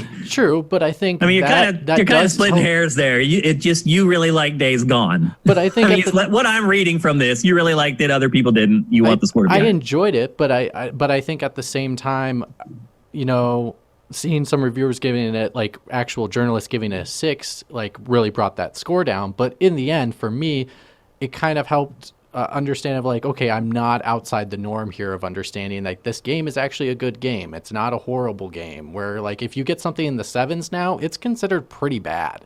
Like it's considered... It's average.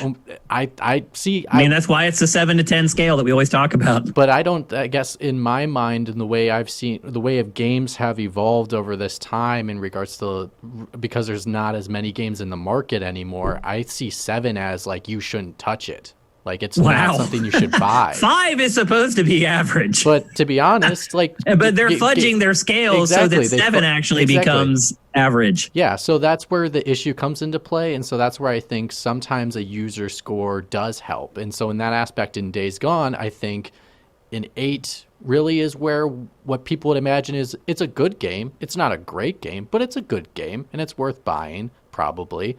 I think the 71 Metascore for Days Gone kind of says that already to me. I don't need the 8.2 user score, but it is interesting to note that the user score has 6,300 ratings for Days Gone, another Sony exclusive that is pretty well liked on the internet, as opposed to 139,000 user ratings for Last of Us 2. That's the thing, is like the 36-hour grace period is one thing, but maybe once you start getting 100,000 more ratings than normal on something, you could shut that down a little bit to stop the brigading. Then you know that people are organizing across the internet to come and flood the page. Yeah. And I'm surprised their site didn't go down. I mean, they basically doxed it, but it stayed up. They must have a lot of money going to Amazon Web Services every month to make sure. Well, at this point, I think they're kind of used to it. That could be. Yeah. They may just have it set up that way but all the time. But I totally agree with them taking the 36-hour break, because I agree that someone shouldn't be putting up a review if they've never played the game, especially something like, holy cow, like The Last of Us Part 2, where that one, you really need to complete that game before you can really say something. Yeah, it should at least, you definitely should actually have to at least wait long enough to complete the game. Which is about the amount of time you need to finish that game. So it works. Right. See, I don't trust user reviews because I have no context whatsoever. I have no idea who those people are. I have no idea if they're raging PlayStation fanboys. I have no idea if this is the first video game that they've played in the last 3 years. I have no idea if they hate this publisher or this developer. To me, without context, there's no value. So I think sometimes, I totally agree that you don't know who they are, but I think not obviously every user review you have to take it with a grain of salt and kind of look at it thoughtfully when you're looking at. So something like the example when Matt said there was only 7,000 you said for Days Gone. It was like 8,000. 8,000. It's not like there's a ton of people on there saying a bunch of stuff, so you might run into people that are more That's likely a lot, to, by the way. Matt, maybe jump around to another game that's like a year old and see how many reviews. That's ratings. That's where you just click the number score. And you don't write anything. You don't write anything. You're talking about written user reviews for Days Gone. There's 2,000 positive, 150 mixed, and 214 negative. Yeah. So that's you're in the low 2000s. I'm curious how the average game, how many reviews it gets. Maybe you could just look at Assassin's Creed Odyssey, maybe. Because my guess is there's a lot more for Days Gone than most games because it's an exclusive. Oh, sure. No, I totally get you. Because you get the PlayStation fans rolling in there trying to defend their game, and they're all giving it tens. The PS4 Assassin's Creed Odyssey has 2,444 user ratings. And more like 700 written reviews. Way less, yeah. Less than half of what you have for Days Gone. So there was some mobilization of PlayStation fans going there to check up and the store. And Nintendo's exclusives seem to be similar. Same deal. Yeah, they get their communities to go and try to jack up the score. So again, that's why I don't trust. You don't know how any of this. But it really, the Last of Us 2 thing, you can see why they made a move on that because the user can. And remember the user. So the user score, where you just tap a number, is the 139,000 whatever on Last of Us 2. The user score on Breath of the Wild, which is probably another game, clearly big game, everybody knows about it, huge numbers of fans. Been out for a long time. Been out for 3 years, 15,000 ratings. Yeah. And the written reviews are a little over 4,000. Yeah. I guess quarantine helped with that one a little bit. Yeah. So the Last of Us 2 is just on a different level. It's an anomaly. I think it was a PlayStation exclusive that did not get great reviews. And so I'm talking about Days Gone, not Last of Us Part 2. And so I think that's why you're seeing Days Gone have more than even those other games we were looking at. And obviously, we know the story with The Last of Us Part 2.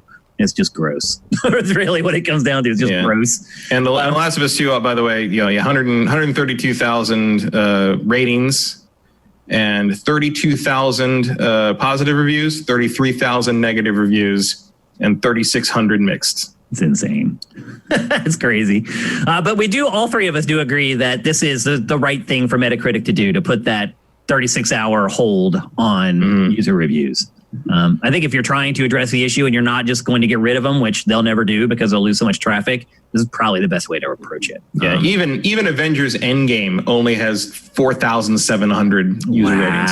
Like Last of Us 2 is in another universe. I mean, even Days Gone did more than that, almost double. Yeah. That's crazy. Holy crap. Okay, so anyway, I don't even know if you guys use Metacritic. We actually use it on the site. We use their API to pull in their aggregate scores from critics onto the game pages. So if you go to our game page, you'll see my score, Sifted score, and then their score. That's actually Metacritic's average for that game. The only Metacritic thing I care about is the fantasy draft. Yep. That's about the only time it matters for me during the year, too. All right. It's time to head into our last topic for episode 221. I think I've left enough time for us to discuss this game. We're going to talk about Ghost of Tsushima, which could be the last PlayStation 4 exclusive, first-party exclusive that is ever released. And chances are it probably will be. Did they go out with a bang? I think so. Are you guys, I think all of us are enjoying, at the very least, enjoying the game. Oh, I love this game. Yes. I am about 4 or 5 hours into Act 2. Matt, how far are you into the game? I'm like halfway through Act 2. Okay. I have one more of the main things to do before I can do the thing you're supposed to do at the end of Act 2. Okay. I have most of the middle part of the island done. I have 100% everything done on the first part of the island. I've been probably playing for like 20 some hours. Wow, Matt, you played more than I have.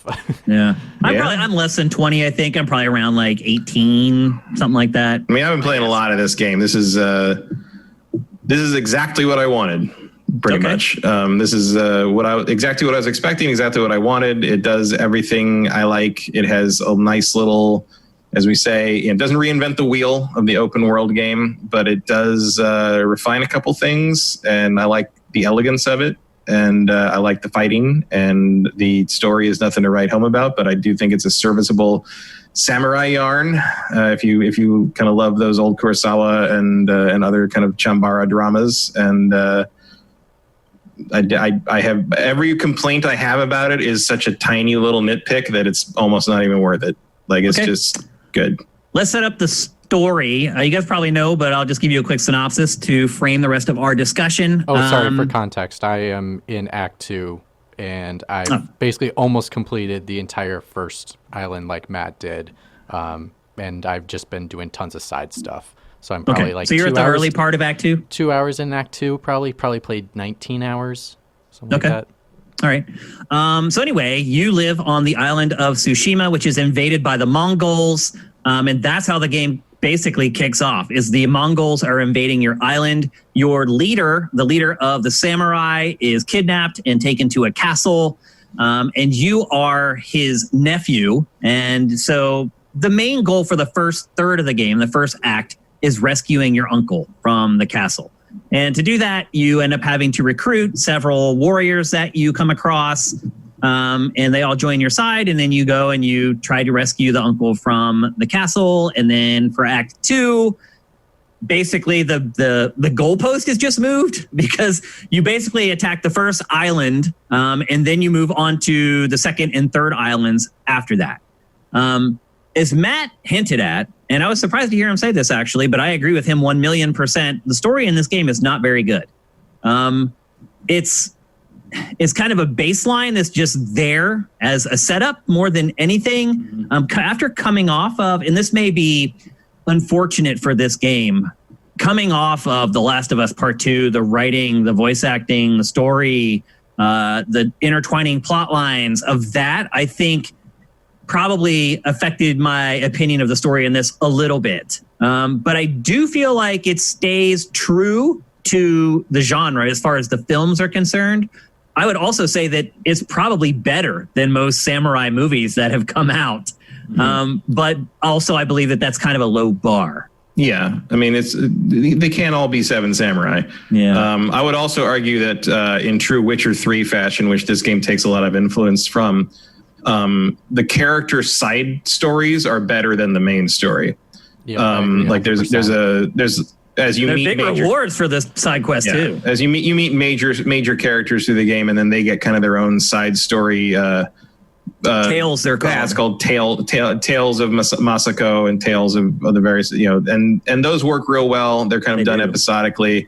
They have the more interesting stuff because the main story is a pretty standard. Mongols try to invade, and you have to fight back, and there's a little bit of conflict over like whether you're being honorable about it because obviously samurai are not supposed to sneak around and stab people in the back, but they are so horribly outnumbered that Jin decides that this is the only way to do it.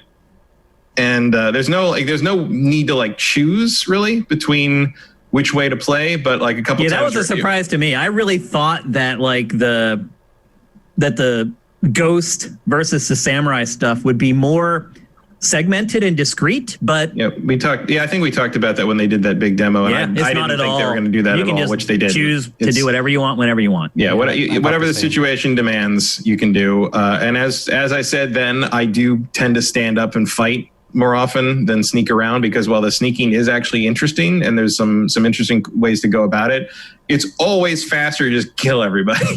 Well, and then doing a standoff, you can take out 2 to 3 guys in just one boom. And sometimes you can even take out the head guy. And so then you don't, the challenge in the combat standoffs are a little janky though, because it's like, I like them, but like figuring out who you're going to stand off with is just like random. Like, you're right. Yeah, every once in a while, I do end up being able to face off against the king of the camp or whatever.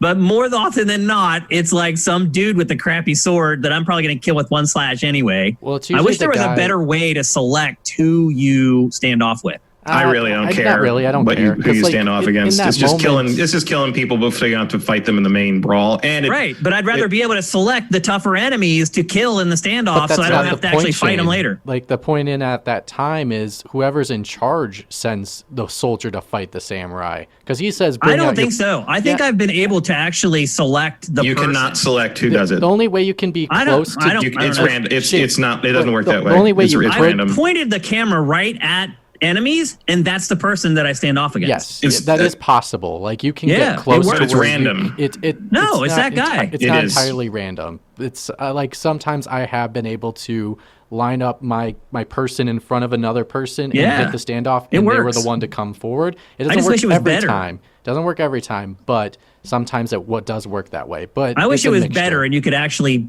see a halo on somebody, so you know who you're calling out. But who says that they would come to you? I think it's disingenuous to the era you're in. Like at that time, not that one. If you call out one soldier, doesn't mean that guy's going to come over. If they're in a crew, they're going to listen to their commander. I'm just going to say right now, I don't know anything about samurai history. I'm just talking about what would make the game more enjoyable for me to play. Maybe you're a samurai scholar. I'm definitely not. Well, I'm not a samurai scholar, but I think he just means that if you can't choose who they send out to fight you. If you stand there and yell, "Hey, send your best warrior," they're not necessarily going to send their best warrior. They're going to send private moron who unless someone's super confident, unless he's confident. Sometimes you get a good guy. I don't know. To me, I play this game 20. I could play this game another 40 hours, and it would never occur to me to think that. About I thought it the first time I used it. I was like, why can't I call out the person I want? I could not possibly care less who comes out to fight me for those things. Like it's just to get your resolve maxed out before you fight the rest of the guys in the group, because everybody else is gonna die anyway. Like it's nice when the big guy comes out, so I don't have to do so much dodging. But whatever. Especially when you get it leveled up so you can do 3 of them. Like you're just it's just free kills at that point. Yeah, and the renown that goes along with it as well, which gives you the ability. We should probably explain the resolve. Resolve. So the way resolve works in this game, there are these little yellow dots at the bottom of the screen, and for every dot, you can it's a heal. Mm-hmm. Or you can do super power special moves with it. If you want. You can use special moves. Mostly for healing. And as you start working through the skill tree and upgrading stuff, there are things that you can activate that will replenish renown, and one of them is the standoffs. When you first start, you can only just stand off with one person. You can eventually level that up so you can instant kill 3. So you'll kill the first guy, and then 2 more will rush in. And as long as you time it right, you can basically just kill 3 enemies all right in succession. Although there seems to be something more, because there is a trophy for killing the maximum number of enemies in a standoff, and I have not gotten that yet, even though I've killed 3 people over 100 times in those. Yeah. So there must be something more to it somewhere. The tree seems to grow. Like all of a sudden I thought the tree was finished, and all of a sudden I got the ability to stab a guy through a door. And then all of a sudden I got that just by doing it in the game. Yeah. I know. That's my point. Like you got so far in the game and then you did that. And then all of a sudden that ability appeared in the tree and it wasn't there before. So I think that one you can't upgrade either. There's no like upgrading it. I just think it was kind of like a token. They're like, yeah, you can do this now. But I think it's showing as if, because throughout this game, they constantly are adding new things to you as the player and things that you can do in regards to like armor you can upgrade, abilities you can do, stances. So I think it shows that even though you see the skill tree, that's not everything you can do. Like they're going to add more to the skill tree as you keep going. But Mitch, that attack was showing the whole time. It was grayed out, but it was there. And then once you do it in the game, then you can see it. Yeah, they haven't added it. Yeah, it was there with a lock on it. It was always there. It didn't appear after you did it. It was there. Okay. I must have missed it then. Yeah.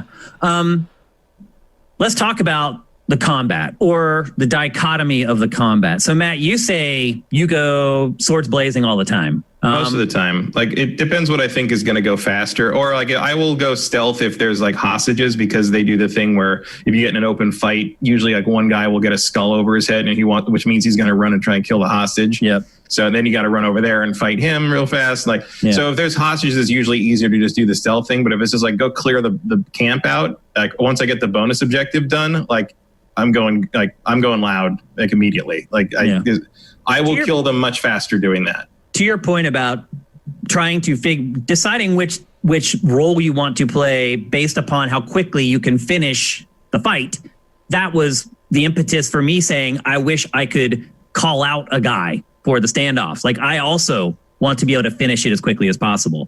And you said no one lasts much longer against me than anyone else, really, except some early on. The big guys with the axes were kind of my bane.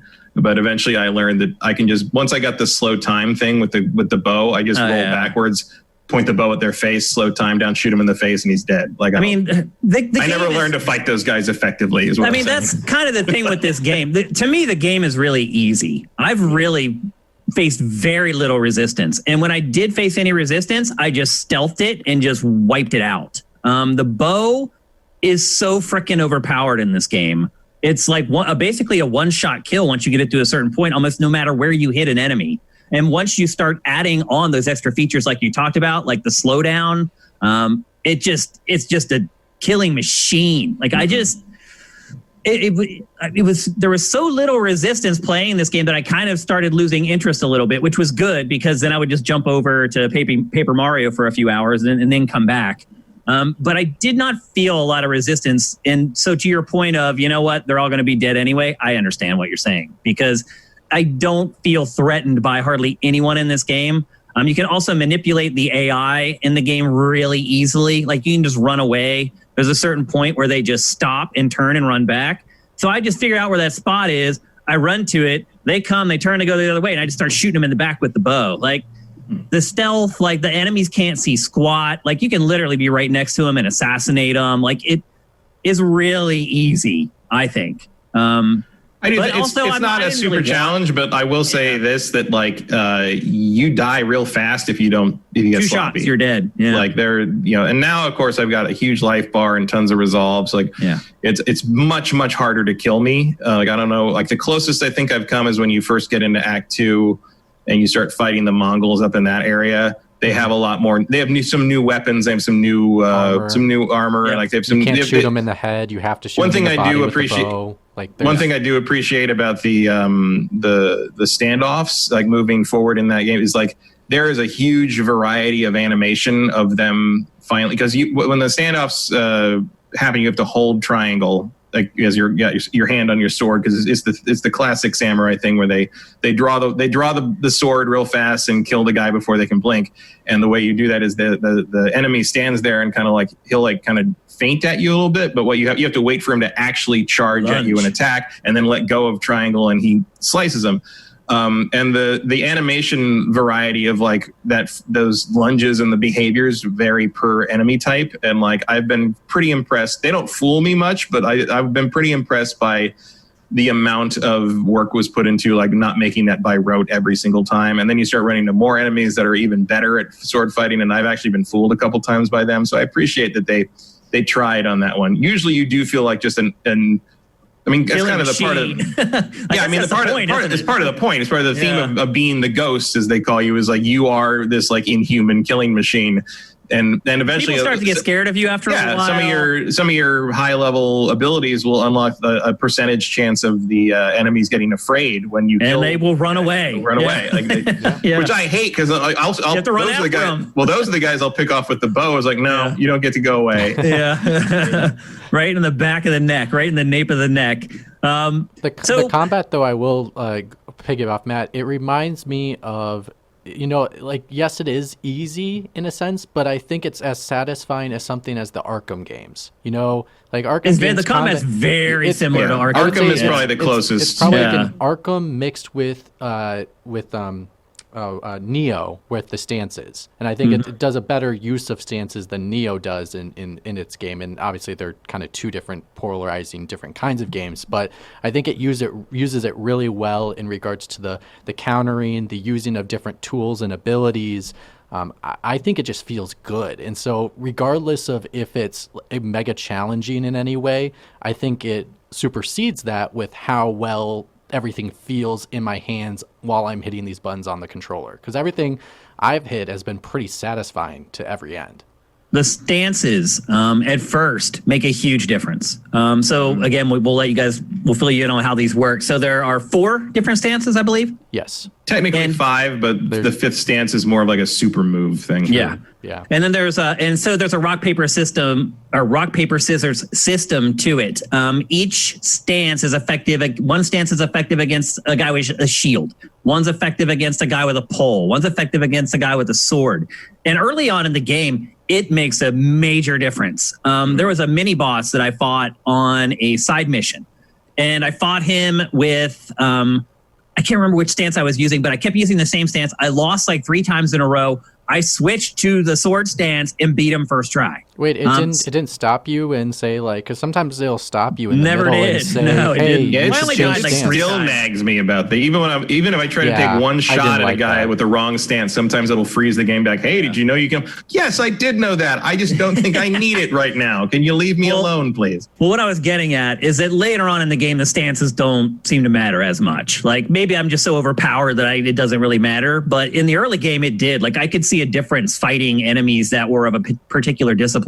Later on in the game, I'm not really seeing it with the stance. I think it still matters in the sense of like being able to cut through people quicker, because the main difference in stances is like if you're using the right stance against the right weapon type, your heavy attacks stagger them much more effectively, and eventually you get some like upgrades that are real. Not like this. The spear guys are annoying. They can be, especially in groups, because they can attack real quick.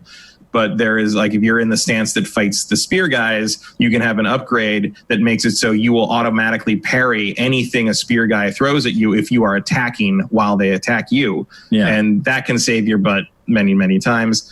And just like the moon stance, which is the one you use against brutes, which those guys can be real annoying in groups. Like mainly I use stances to get out of group combats if I end up in that, which is probably more prevalent for how I play, because I just walk in the middle of the camp and yell everybody come at me, and so I end up fighting like 10 guys a lot. Yeah. Which I think it really works in regards to, because there's a slowdown between the switching of the stances, so it actually gives you a really nice opportunity to be able to make that adjustment once you take out a guy with a shield, here comes the guy with the spear. It gives you a good opportunity to flip to that stance, and you can actually, as long as you're not having to adjust the camera. Like the camera in this game is pretty freaking awful in a lot of cases, and a lot of times I've found that the time that I would use to switch my stances, which is just holding the R2 and then selecting a face button, the time that I would use to do that, I'm instead using my right thumb to move the camera around so I can actually see like the enemies. See, my difficulty is more of I accidentally hit the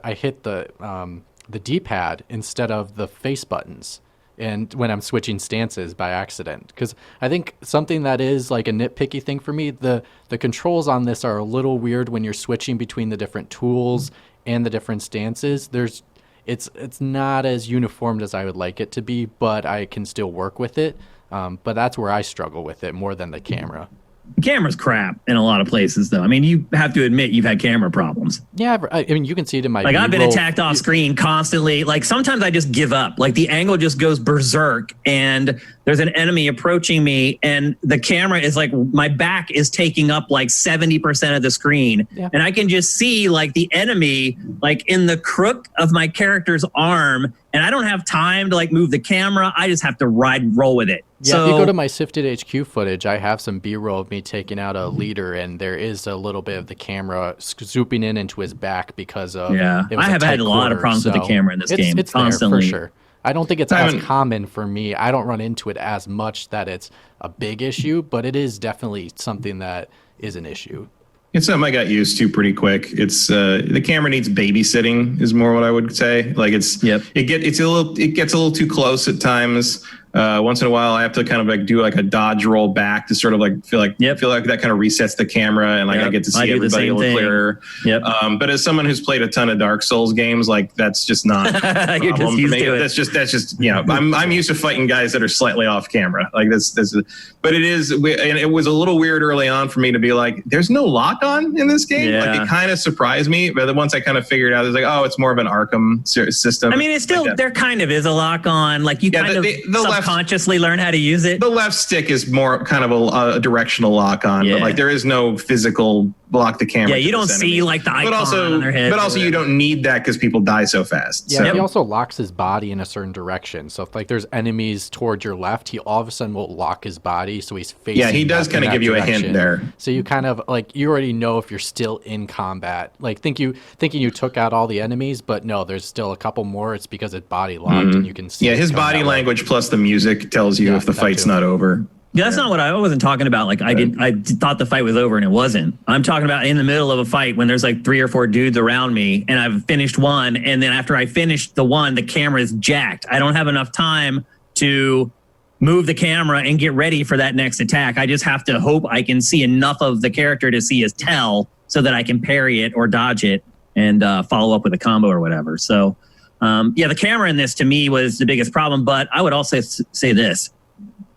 This might be the prettiest video game I've ever played. That's not even hyperbole. My wife has been blown away by this game. She has not said anything about video game graphics since the Dreamcast. Literally. Like she'll walk in and be like, oh, is that like Peru or is that Italy? She asks about that stuff most when I'm playing Call of Duty, oddly enough. But this game, like, so I'm playing it and she just kept going, oh my God. Oh my God. Oh my God. It's so colorful. And then she left to go to the store or whatever. She comes, as soon as she opens the door, like the way our apartment is set up, you walk in and you can see the TV right there. She opens the door and goes, oh my God, that game is so beautiful. And I was like, wow, wow. Even she can see that this game is a cut above pretty much anything else. It is just breathtaking. She's right. I mean, I don't do the photo mode stuff much in games, not even in Last of Us 2, but I have probably 50 to 60 photo mode screenshots I've taken in this game, just because every 10 minutes, every 5-10 minutes, you hit something and you're just like, oh my God, look at that. I got to get a shot of that. One breathtaking scene after another. Last of Us 2 has better graphical fidelity. Like there's a photoreal quality to it and all that. But this thing, the use of, and I've said this since the first trailers, but the use of color and the art direction and just how it all kind of looks. I mean, there's shots of this that I've taken screenshots and sent it to some of my friends like on text messages, and they just be like, "Oh my God!" Like they're like, "Wow, well, it is also if you're in the first act and you're like, "Oh, this is all that it got," you've seen nothing yet. No, there's so much more beyond that. There's a moment in a bamboo forest where I was like, "This is like a movie, like the Japanese, Chinese movies I used to watch, and it is." Gorgeous. I mean, the first island's freaking gorgeous. The whole thing is just beautiful. Like my wife even said, I never thought I'd see myself calling a video game gorgeous. She's like, but it just pulled it out of me just looking at the game. It's really that beautiful. It's gorgeous. Just amazing art, the leaves. And one thing I would say is that the The wind waypoint hasn't worked out as good as I thought it would when I saw it in like the trailers and stuff. It works, but it's a little too loose. I love it. I think it's one of the best things I've seen all year. I love I hope every open world game comes up with something as organic as that, because I love just like following that around and not having to look at the map. I might be an outlier on this, and apparently among you two I am. But so I went and started reading some reviews after I had played a huge chunk of it, and I am definitely not alone in that assessment. So I don't understand. 33,000 people think Last of Us 2 is a 0 out of 10 too.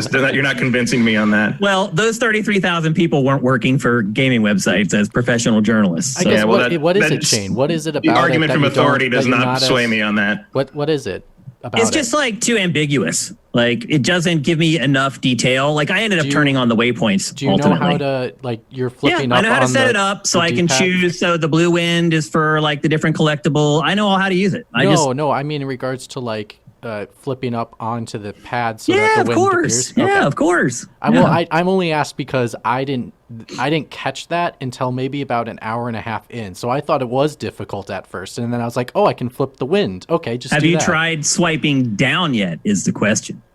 Swiping down to honor. I don't care about swiping down so much as swiping right. Well, if you swipe down, you can honor things, and there are tons. Yeah. There are tons of Easter eggs in the game for honor. You can honor like anything. Try it out. Yeah, like just start messing around with it. There's a trophy for bowing at every hidden shrine. Yep. Yeah. There's also I've done like the flute can change the weather, which I think is really neat. Yeah. I think like if you come up like there's this one vista you come across where you could tell there was a samurai duel and there's 2 dead samurais laying there. If you do it there, I'm not going to spoil what happens, but stuff happens. And the game, if you come across stuff like that, where you're like, oh, it looks like there was a major battle here, start poking around and swiping down and you'll see this stuff happen. It's like things like that makes this game so amazing. Like I really think the detail and everything is so well done in regards to with the setting, with the characters. I think the story obviously is like you guys said, it's a average and it's just kind of an overlay.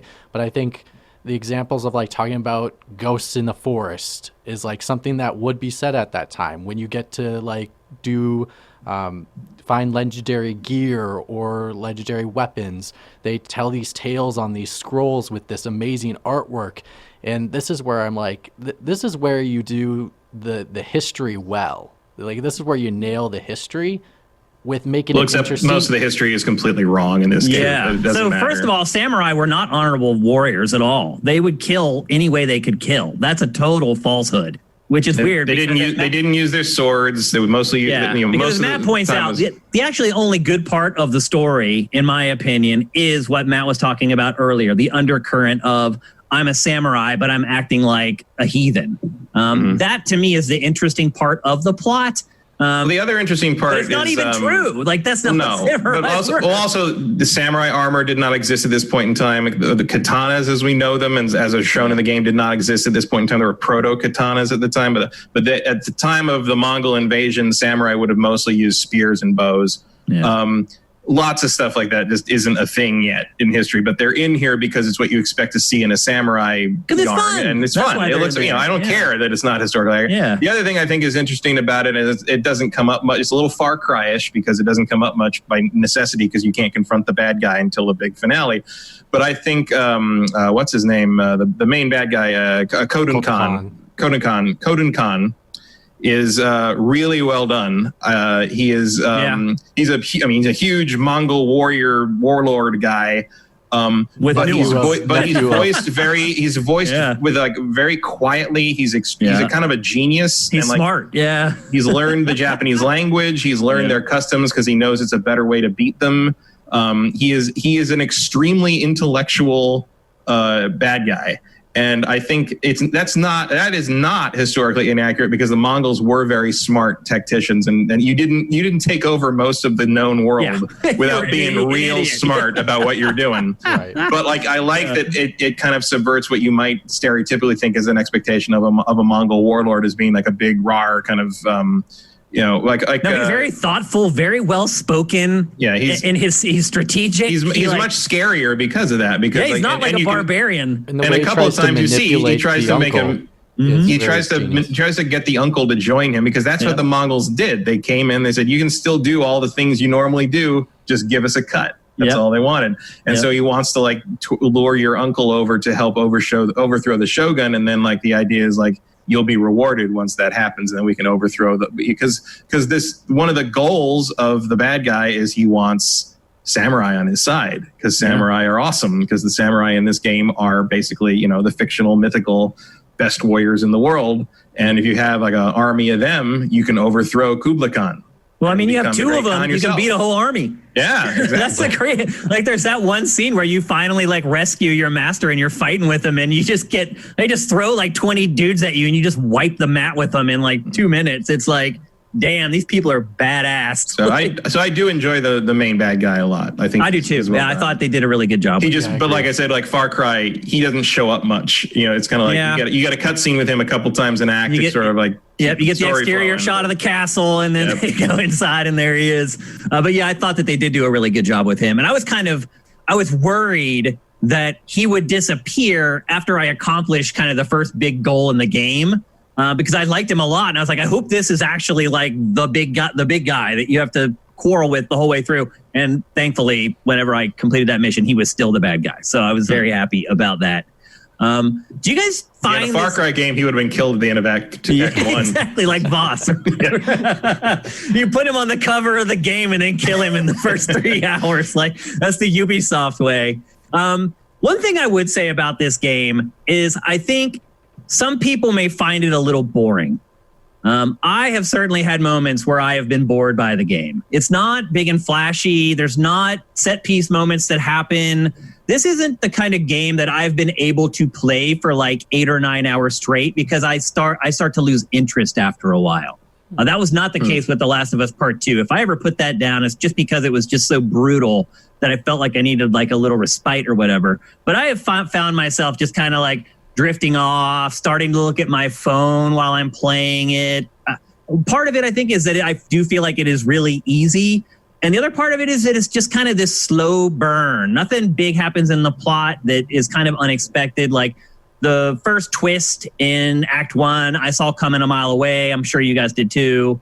I mean, if you've seen any of these movies, like they're drawing directly from all the stories from those old movies, and like you can peg all the archetypes if you know it, and I mean, even if you don't know, I mean, like it's all there, it's all pretty obvious, and it's all rather telegraphed, but that's also sort of part of the storytelling trope of these movies. It's true to the source material, I guess I'd say, and whether you think that is an excuse for how it is or not, or a good reason, they're trying to make what they're trying to make, and that may or may not resonate with someone. I have not been bored at all. This is like your dream game. I did play it for 10 hours straight at one point. In fact, going to Paper Mario has been an act of will.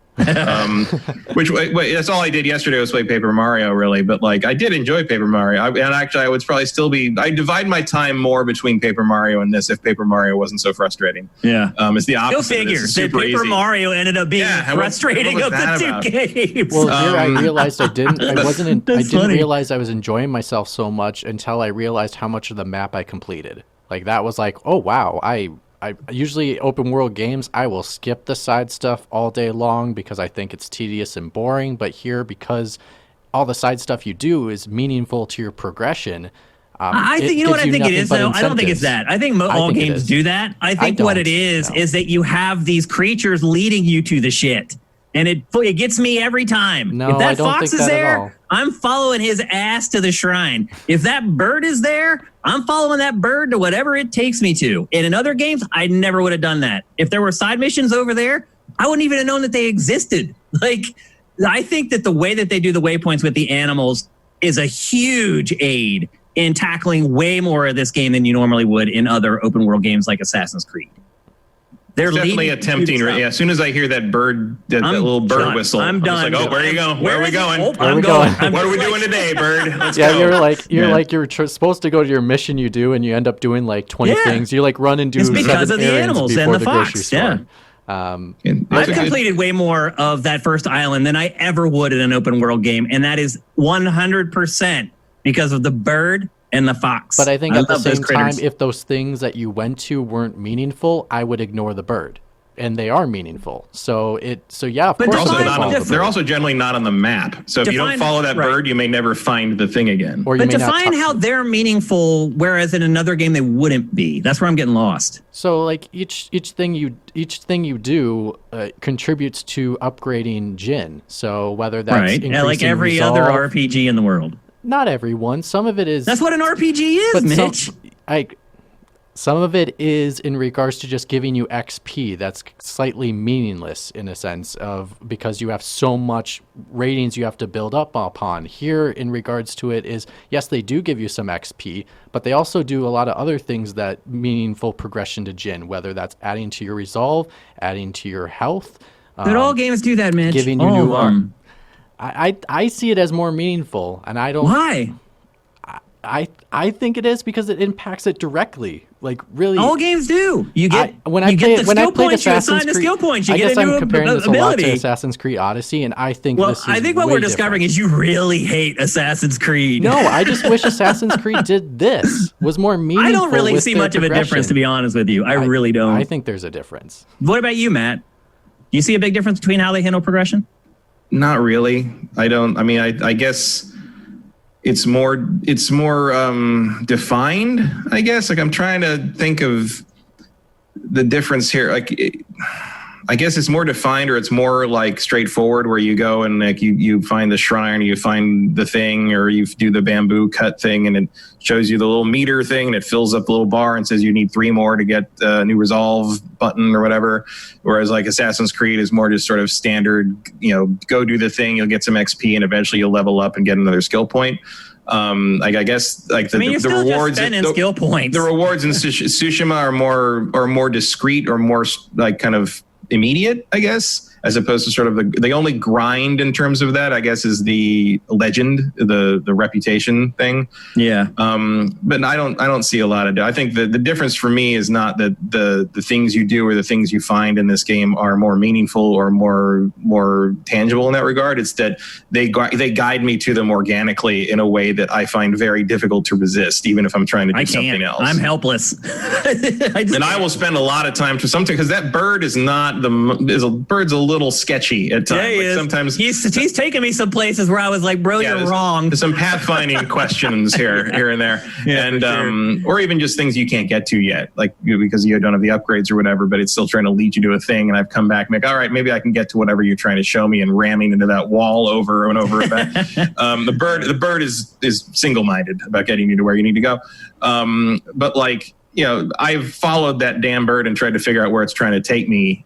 I've died. And spent more time. Yeah, I've spent more time doing that than I normally would, just trying to follow a waypoint in a normal game. Yeah. So I think it's compelling in that regard. In that like following this fox and getting the fox dens, following the bird to the fox den, and then following the fox to the Inari shrine, and then petting the fox. And at this point, I've done like 30 of those fox shrines, and I'm like, I should be sick of this, yet I am not. Yeah, me either. And petting it is so nice. And but I think or also even the other shrine, the charm shrines, were like those are more like little platforming puzzles almost, where you have to like kind of work your way across like various gaps and things, and like and a lot of swinging with the grappling hook and things like that.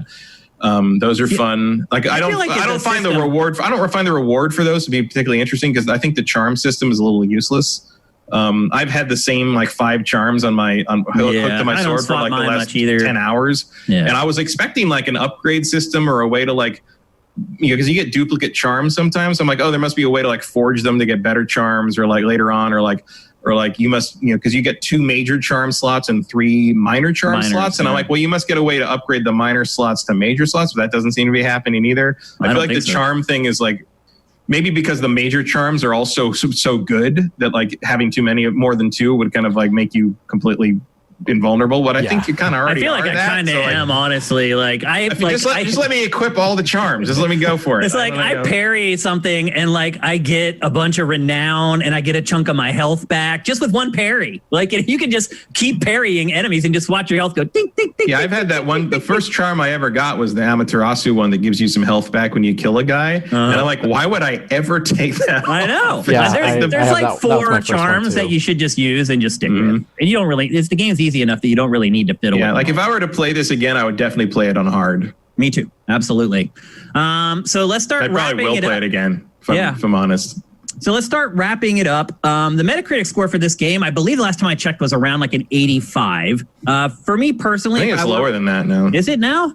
I think the user score is like 85. I think the Metacritic, the media review score is more like 78. What? Really? It's that low? Let me look it up. Some places have been giving it 7s. But I think this game is 6s to get to a 7.8. I think this game is generally it's 83 now Metacritic, and the user score is 9.2. Okay. To me, that Metacritic score is about right. Like if I were reviewing this game on a 10-point scale, I'd probably give it around an 8.5. It's really good, and there's some moments that I'm really glad I'm playing it, because there's moments in this game that I'm glad I experienced, and I appreciate that. But there are issues. Like I said, the camera. I haven't played a big budget game like this with a camera with that many issues in a while, which I was kind of taken aback by. It's almost. I had more trouble with the camera in Days Gone. No, that's a good point. No, you're right. The camera in that was pretty bad too, now that I think about it. Yeah, that was probably the other game before this one where I actually even had to think about the camera. It's crazy that cameras have just become so good in games that it's something that we don't even mention. It, like literally back when Matt and I worked at X-Play, the camera was like one of the biggest elements of a game. Yeah, like, that was like thing number 3 you talked about. Yeah, in the review segment. Yeah, and they've gotten so good now that it's just when there is one that even has some little issues, like I'm like, whoa, that's out of the ordinary. Yeah, because suddenly you remember that the camera's a thing. Like normally they're invisible. I know. You know. It's like they're just so good now that you just don't even notice them. So and it is a little drab, a little dull. The game just kind of stays one note for a long time. But it is a really good game, really well crafted, one of the most beautiful games my eyes have ever seen. So I do think in this case that the average review score is probably roughly accurate. Yeah, I'd bump it a little higher than that. It's probably a 9 in my book. But also I would say Last of Us 2 is probably a better game than this. Yeah, but I don't like Last of Us 2 better than this game. This is probably my favorite thing I played all year. Interesting. Just because I am not tired of the open world formula. Like I am not, and like I'm not either. I will never be tired of that. I don't think. Like probably because I spent because they're not going away. But like it's just sort of like I spent so much of my life like wishing that you could do that in a game that I am probably never going to get tired of actually being able to do that. We'll run around a big open world and like see stuff and do things. And I'll say this: I don't think we'll ever see another game like this. Until the next one. I don't know if they'll make another one, Matt. To be honest with you, because the game right now so far has sold about as well as Days Gone. Its opening weekend was like 7% higher than Days Gone, and 2. This is done so damn well. First of all, I think this is great. This game is crazy. I am shocked that Sony gave the the green light to this game. If I were Sony and a publisher or a studio came to me and said, we need like $200 million to make this game, and then they laid out what this game was, I never would have signed off on it. Like I just samurai games, movies, obviously Tom Cruise is going to make anything a hit, but they're just generally very niche. And I would be really surprised if this game gets a sequel. 1, because I don't think financially it would make sense. But 2, they did it so damn well. It's like nobody can make a better samurai game than this, because no one's going to get as much money to make a samurai game as Sucker Punch just got from Sony. So I just say enjoy it, because this to me is really an anomaly in this industry that you would make such a big budget game on something so niche. But at the same time, it's a very classy game. There's a lot of games that I have to play where I'm like, if my wife walks in, I'm going to be embarrassed when she does at this moment. There's nothing like that in this game. It's just clean and classy, but I would say a little dull and maybe a little boring in spots. I mean, I think a lot of people would say that that's sort of a good description of Kurosawa. So yeah, that's true. They nailed it. That's a good point. And I do appreciate that the black and white subtitled tinny speaker mode is literally called Kurosawa mode. Yeah. But like, I think we will see another one if Sucker Punch wants to make one. They may feel like they're done after this because, like you said, I feel like they nailed what they were after. Yeah, there might not be a lot of room for improvement, really. The tweaking would be so subtle that I don't know if it would read too well as a sequel. If you know what I mean, if that makes sense. No, I get it. I understand. But I love it to death. Like there is sort of, I agree with you that there's moments in this game where I'm just like, how is this a game? How is this real? How did you get this made? Like even more than something like Days Gone, where my reaction to Days Gone is like, why? Yeah. Like, why would but you? it's like zombies, so you get like why you could have greenlit it. It's like, I'm like, I don't like. It feels boring and sort of like played out to me. Although the actual final game was more interesting, like when your hands were in it. But like the preview stuff of that was just like, why would you want to do that? Yeah. Whereas like this, I'm just like yes, I've wanted an open world feudal Japan game for like 12, 15 years. And the only like ray of hope for it was like if they decided to do that in Assassin's Creed, which they never have because there's a whole internal thing with Assassin's Creed where they are not ninjas. They are not ninjas. They are assassins. And it's like in the franchise Bible or something. Yeah, that was a big thing early on. Was like they aren't ninjas. Don't make them ninjas. Like we can't pretend they're ninjas, like just they're assassins and which is ironic because the assassins as portrayed in Assassin's Creed are much more like the real life ninjas than the ninjas we see in video games most of the time, but that's a tangent. But like but then here comes the people who made Infamous and Sly Cooper of all things that made this giant epic samurai game. Bizarre, and I'm like, all right, although there's moments where like there's some Sly Cooper in this game. Yeah, following the guys like to the thing, going along the ropes, like this. And also the other thing I forgot about because it's a minor thing, but it's more of a moment.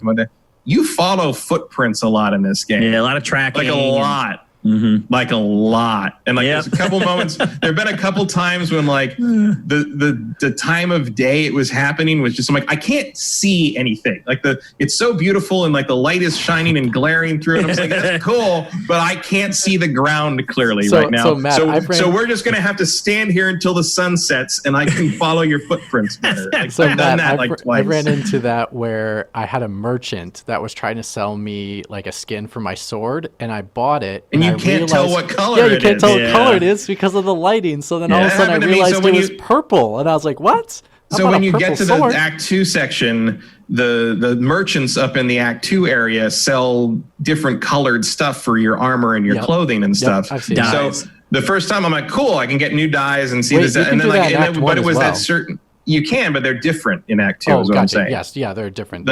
So I wanted to get some of the new dyes on my the Ronin costume is what I use most of the time. I use the same thing. And I'll switch to the samurai armor if one of my samurai armors. I use samurai armor. I only use the Ronin for the mission I needed it for. But like I like the Ronin because he looks like the standard wandering samurai from all those movies. So I just like that look. Especially for photo mode, I do way more. I do way more for photo mode. But no, it's not that. The armor isn't that important. It only matters if you like you say if you're doing a stealth mission, the Ronin thing is useful because they spot you slower. That's the only point. But like I went up and I went to because I wanted new colors for it, and like I couldn't. The time of day was wrong, so I couldn't tell what color they were. I'm like, well, I'll come back later. And the next like 3 or 4 times I came back to that area, it was the exact same time of day. And I at one point I was like, I'm just going to stand here until the sun changes and I can see what damn color you're trying to sell. You could have called up the sun with your flute. So I guess that's the way you could solve it. But the flute can make the weather clear, but I don't have a song that can make it day to night yet. No. The first song you get makes it daytime. I thought. I've never used it. Clears the weather. I've never even used it. Oh, I have to double check it. But the flute's great, and but swipe right is the best thing in that, which absolutely. is the fling the blood off the sword and resheath. Wipe it off, or it's just such a way to end.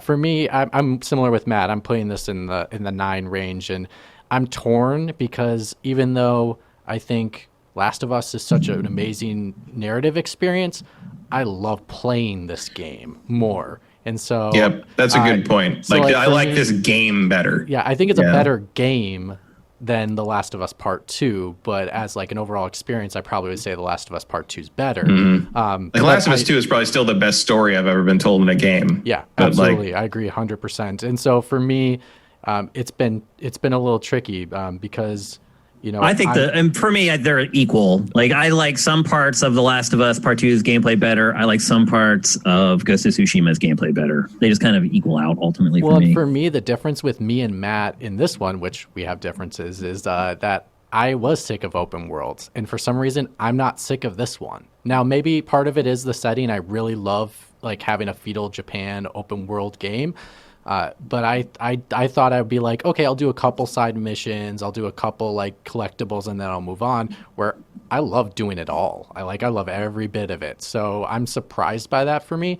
And I think overall, the real question for me will be is when Assassin's Creed comes out, is there going to be a debate between these two games because they are very similar in regards to trying to be, and obviously we've established that this isn't totally historically correct, but it's trying to be a past going off those types of game off that medium, but that will be under the question of which one will get a nod for a game of the year nomination, or they both can. I think they both will. Yeah. They're both contenders, and also I have wondered that about Assassin's Creed Valhalla, just because the organic nature of how they guide you through the world in this with the wind and the animals is so good that like going back to a standard waypoint system is going going to be tough. I actually just ended up turning on the standard waypoint system. I didn't even know you could do that. Yeah, you can go into the accessibility. See, that's the thing is I don't find the wind thing vague at all. I find it very precise as precise as it needs to be. The animal stuff is great. Like I just like that way of interacting with the world is more interesting to me. But also I'm the person who left the vague guidance things on for Assassin's Creed Odyssey. Right. See, I didn't do that for Odyssey. So for me, it shows a difference that Sucker Punch did a better job of doing it with using nature than doing it with Assassin's Creed. I think that like the significant difference with that is you rely on the eagle to like find the location, where the wind really does guide you to it. And then like if you get near it, the bird will bring you to the exact location if you miss it with the wind. It just got silly. It was cool the first couple times. After that, I'm like, this is annoying. I just turned on the waypoint. I mean, I don't know how you can argue against that. Like, it's not as accurate as just using a waypoint. If you want to go through the contrivance of it, fine, but sure. But I got sick of it. I think the one time the waypoint definitely would come a little more handy is when I'm in the bases and I have to collect the things. Exactly. How about sometimes where the wind is just going like straight up and you're like spinning in circles and you're like, where am I supposed to get? Am I here? Seen the wind go I look down at the ground. I've never had that happen. I've never had that happen. Yeah. It happens to me all the time. I've never had a problem. The only issues I've ever run into have been like you're clearing out the fort or whatever, and they want you to blow up the gunpowder thing, and I don't know where that is because it. And then you get close enough to it, it marks it. But like, I'm like, okay, so where's the gunpowder? I don't know.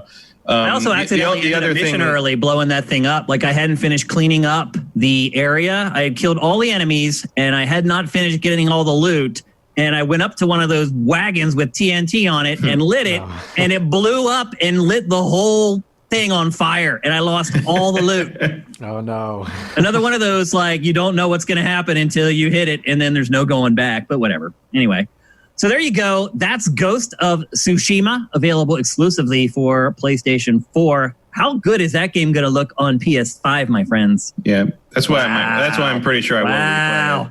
Whoo! Can't even imagine. Well, then they're saying Miles Morales is a 4K 60 frames a second mode on this thing. That's crazy. Hype. Get hype. That's crazy. So anyway, all three of us are saying buy it.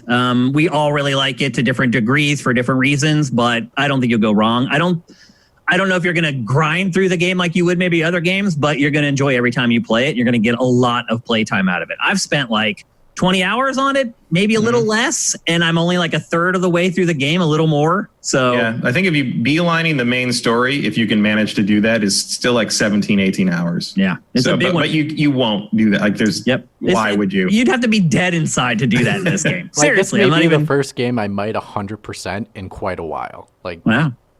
It does make it easier because you're just organically collecting a lot more stuff than you normally do. Tiny2K, thank you for all of those tier 1 subs. You're freaking awesome. Again, every week you come in here and you help out our crew, man. I love it. Appreciate it very much. Les David, thank you for the sub. I appreciate that.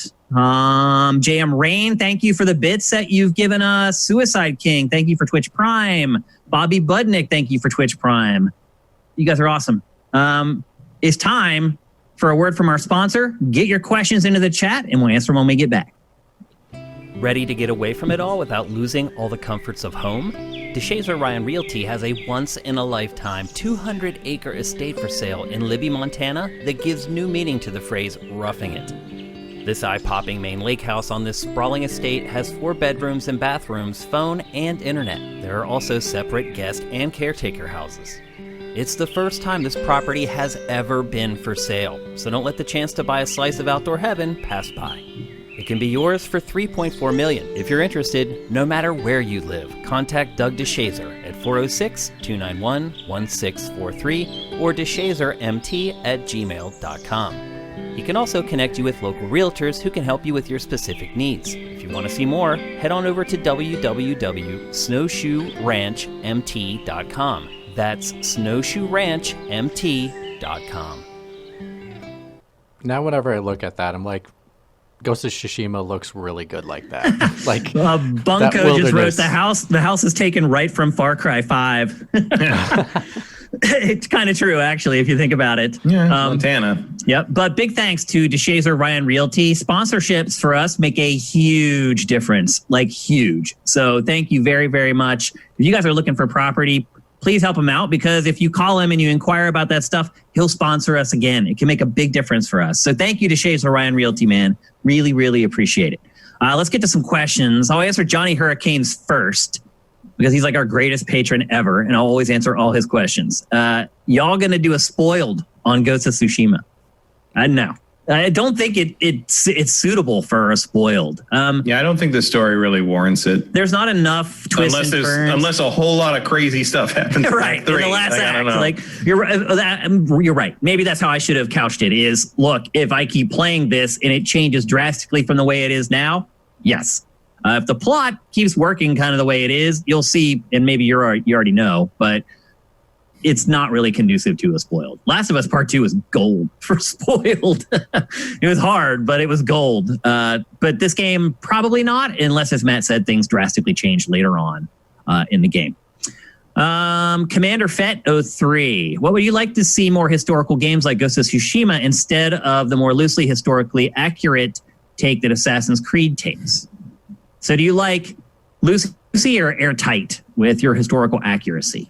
I think it depends on the setting. Like, I do appreciate that Tsushima doesn't use mythical stuff. Like there's or like demons or spirits or any of that. Like Jin is a very skeptical man for his time period. He's just like, I was like, there's demons in the forest. He's like, no, there's not. Very pragmatic. I think you have to be to live the life that he was living, for sure. But so I like that, but I also like it when Odyssey brings in Cyclopses and stuff like that. It's cool too. But there's so many games involving swords in Japanese mythology that it's refreshing to have one that isn't dealing with the mythology. So I like that aspect of it.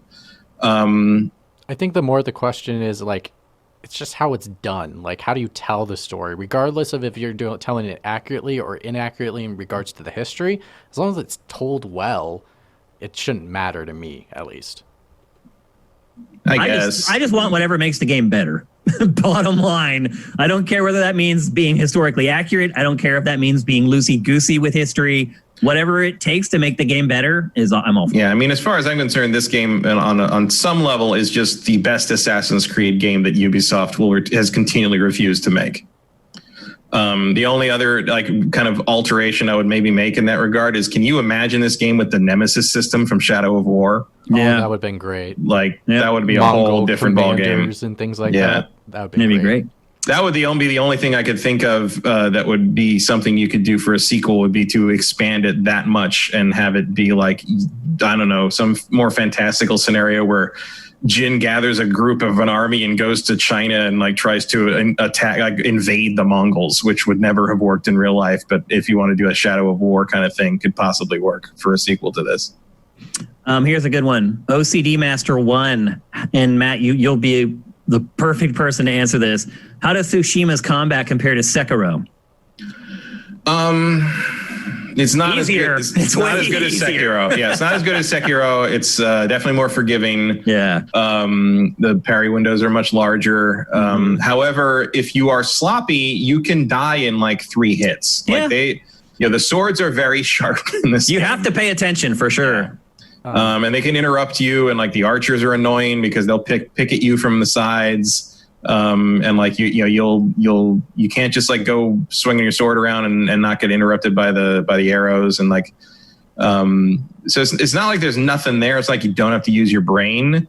But once you get the mechanics down, it's all kind of in place. And also, you're always just fighting humans. You're always just fighting. You know what you're going after. And it's, with Sekiro, sometimes you're just like, all right, come around the corner, and it's a 20-foot tall monster, and I don't know what to do right now. Yeah. So I would say the combat is harder in Sekiro. I would say the combat is more rewarding in Sekiro once you get it down. But I really enjoy what Tsushima is doing.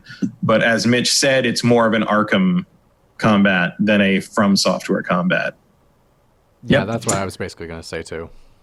Emperor Dread, what are your favorite things to snack on while you play games? No one asks enough questions like this during our chats at the end. I'm hungry but indecisive. What about you, Matt? What's your favorite gaming snack? I don't eat while I'm playing. At all? No. Why is that? Because that's how you get messy shit on the controller. That's true. So I'll eat. If I'm going to eat something, I stop and eat. I don't eat while I'm playing. I will drink while I'm playing, but that's about it. What about you, Mitch? You have a gaming snack? No, I'm same with Matt. I don't eat while I play. Like I'll stop. Like if it's when I stop, I usually will eat something to kind of match what the game is, either like the setting or the flow. So I've been eating a lot of ramen lately. But all right. I eat graham crackers when I play games. Cinnamon graham crackers. I pull out a sleeve and I set it right next to me, right next to the couch, and I pull out a sleeve, crack it in half, stick it in my mouth, and eat it while I'm playing. And they're my favorite gaming snack. I don't know how they became that way or why, but that's just the way it is. Also, it takes time away from holding the controller. Like, I want to play the game. I don't want cinematics. That's when you eat. Oh, more like cinnamon-matics. Cinnamon-matics. That's good. I like that. Here's one from Vincent. People are asking if you're going to do a hangout for the Xbox event like you did for the PS5 one. No. Unfortunately, on Thursday, I have to get my taxes done. I don't even know if I'm going to be able to even watch the Xbox thing live, unfortunately. I got an appointment to get our taxes done. It was like the only appointment our accountant has for like the next 3 months. And as it is, I had to file an extension just because obviously the deadline just passed. I really thought they were going to extend the deadline again, but they didn't. So anyway, I have to do my taxes on Thursday, so I'm probably not going to have time to do something like that. Unfortunately, duty calls is one of those things I just can't put off anymore. If you want something to do during that time, I will be live tweeting it. So if you guys want to like hop on there and comment and stuff, I'll gladly talk to you guys during the stream. Okay, last question from Ed Rock the Truth. Did you have an issue with the brightness settings in Ghost of Tsushima? I find it extremely difficult to see indoors, especially at night. Have no issue with any other game. No, I have not. I have not. Haven't had as a matter of fact, the only game I've had any kind of brightness issues recently is Destiny 2. I have had to mess with the HDR settings on that thing endlessly because when I go inside anything, I can't see anything. And it didn't used to be that way. I don't know what happened. Now, I do have a plasma that handles blacks really well, and that might help a little bit. But yeah, I haven't really had any issues with anything like that. No, I did obviously the HDR settings at the beginning when the game starts and something, but I haven't had a problem with any of that. Yep. It all works pretty well. All right. So that's it for GameFace. Except for seeing the fucking footprints. Sometimes, but that's a lighting thing. They are hard to see sometimes, you're right. Well, I mean, at least it's better. I mean, I kind of give them credit for at least not doing like a Witcher sense where it kind of feeds the path for you. You actually have to find the footprints. Right. But a couple times I've been like, you know what? I wish I just had the Witcher sense. There was one time you start to see why they do that. You start to see why games have that. Yeah, for sure. There was one time I realized that for sure. All right. This time it really is it for GameFace 221 on Sifted Games at sifted.net. If you're watching the show on YouTube or you're listening to it on any of the 5 or 6 podcast services. Also, by the way, if you're searching for the show is now just called GameFace. So you can just search for GameFace and the show will pop up. So that's been fixed. But if you're listening on any of the podcast services, Stitcher, Spotify, Apple, Google, wherever, you're watching on YouTube and you want to help us out because we are supported 100% by user donations, please head over to patreon.com/sifted and kick us a couple bucks. If you want to stay on YouTube, you can actually subscribe to our content right on YouTube now. Just click the join button on our channel page, and all the options are right there. We'd really appreciate it if any of you guys could help us out. Thanks to everybody who's helping us with Twitch Prime. We had our best month ever last month. Let's keep it going. It does make a big difference for us. If you want to stay in touch with what's going on with Sifted on Twitter, follow us at Sifted Games. It's a great way to get alerts when we're going live on Twitch or when we publish something new, depending on what kind of a subscriber that you are. So make sure you follow us there. You can follow me on Twitter at Dinfire. You can find Matt on Twitter at MKyle, that's Keil. And you can find Mitch on Twitter at Mitch Secor. On behalf of my bros, GameFace 221 is up and out.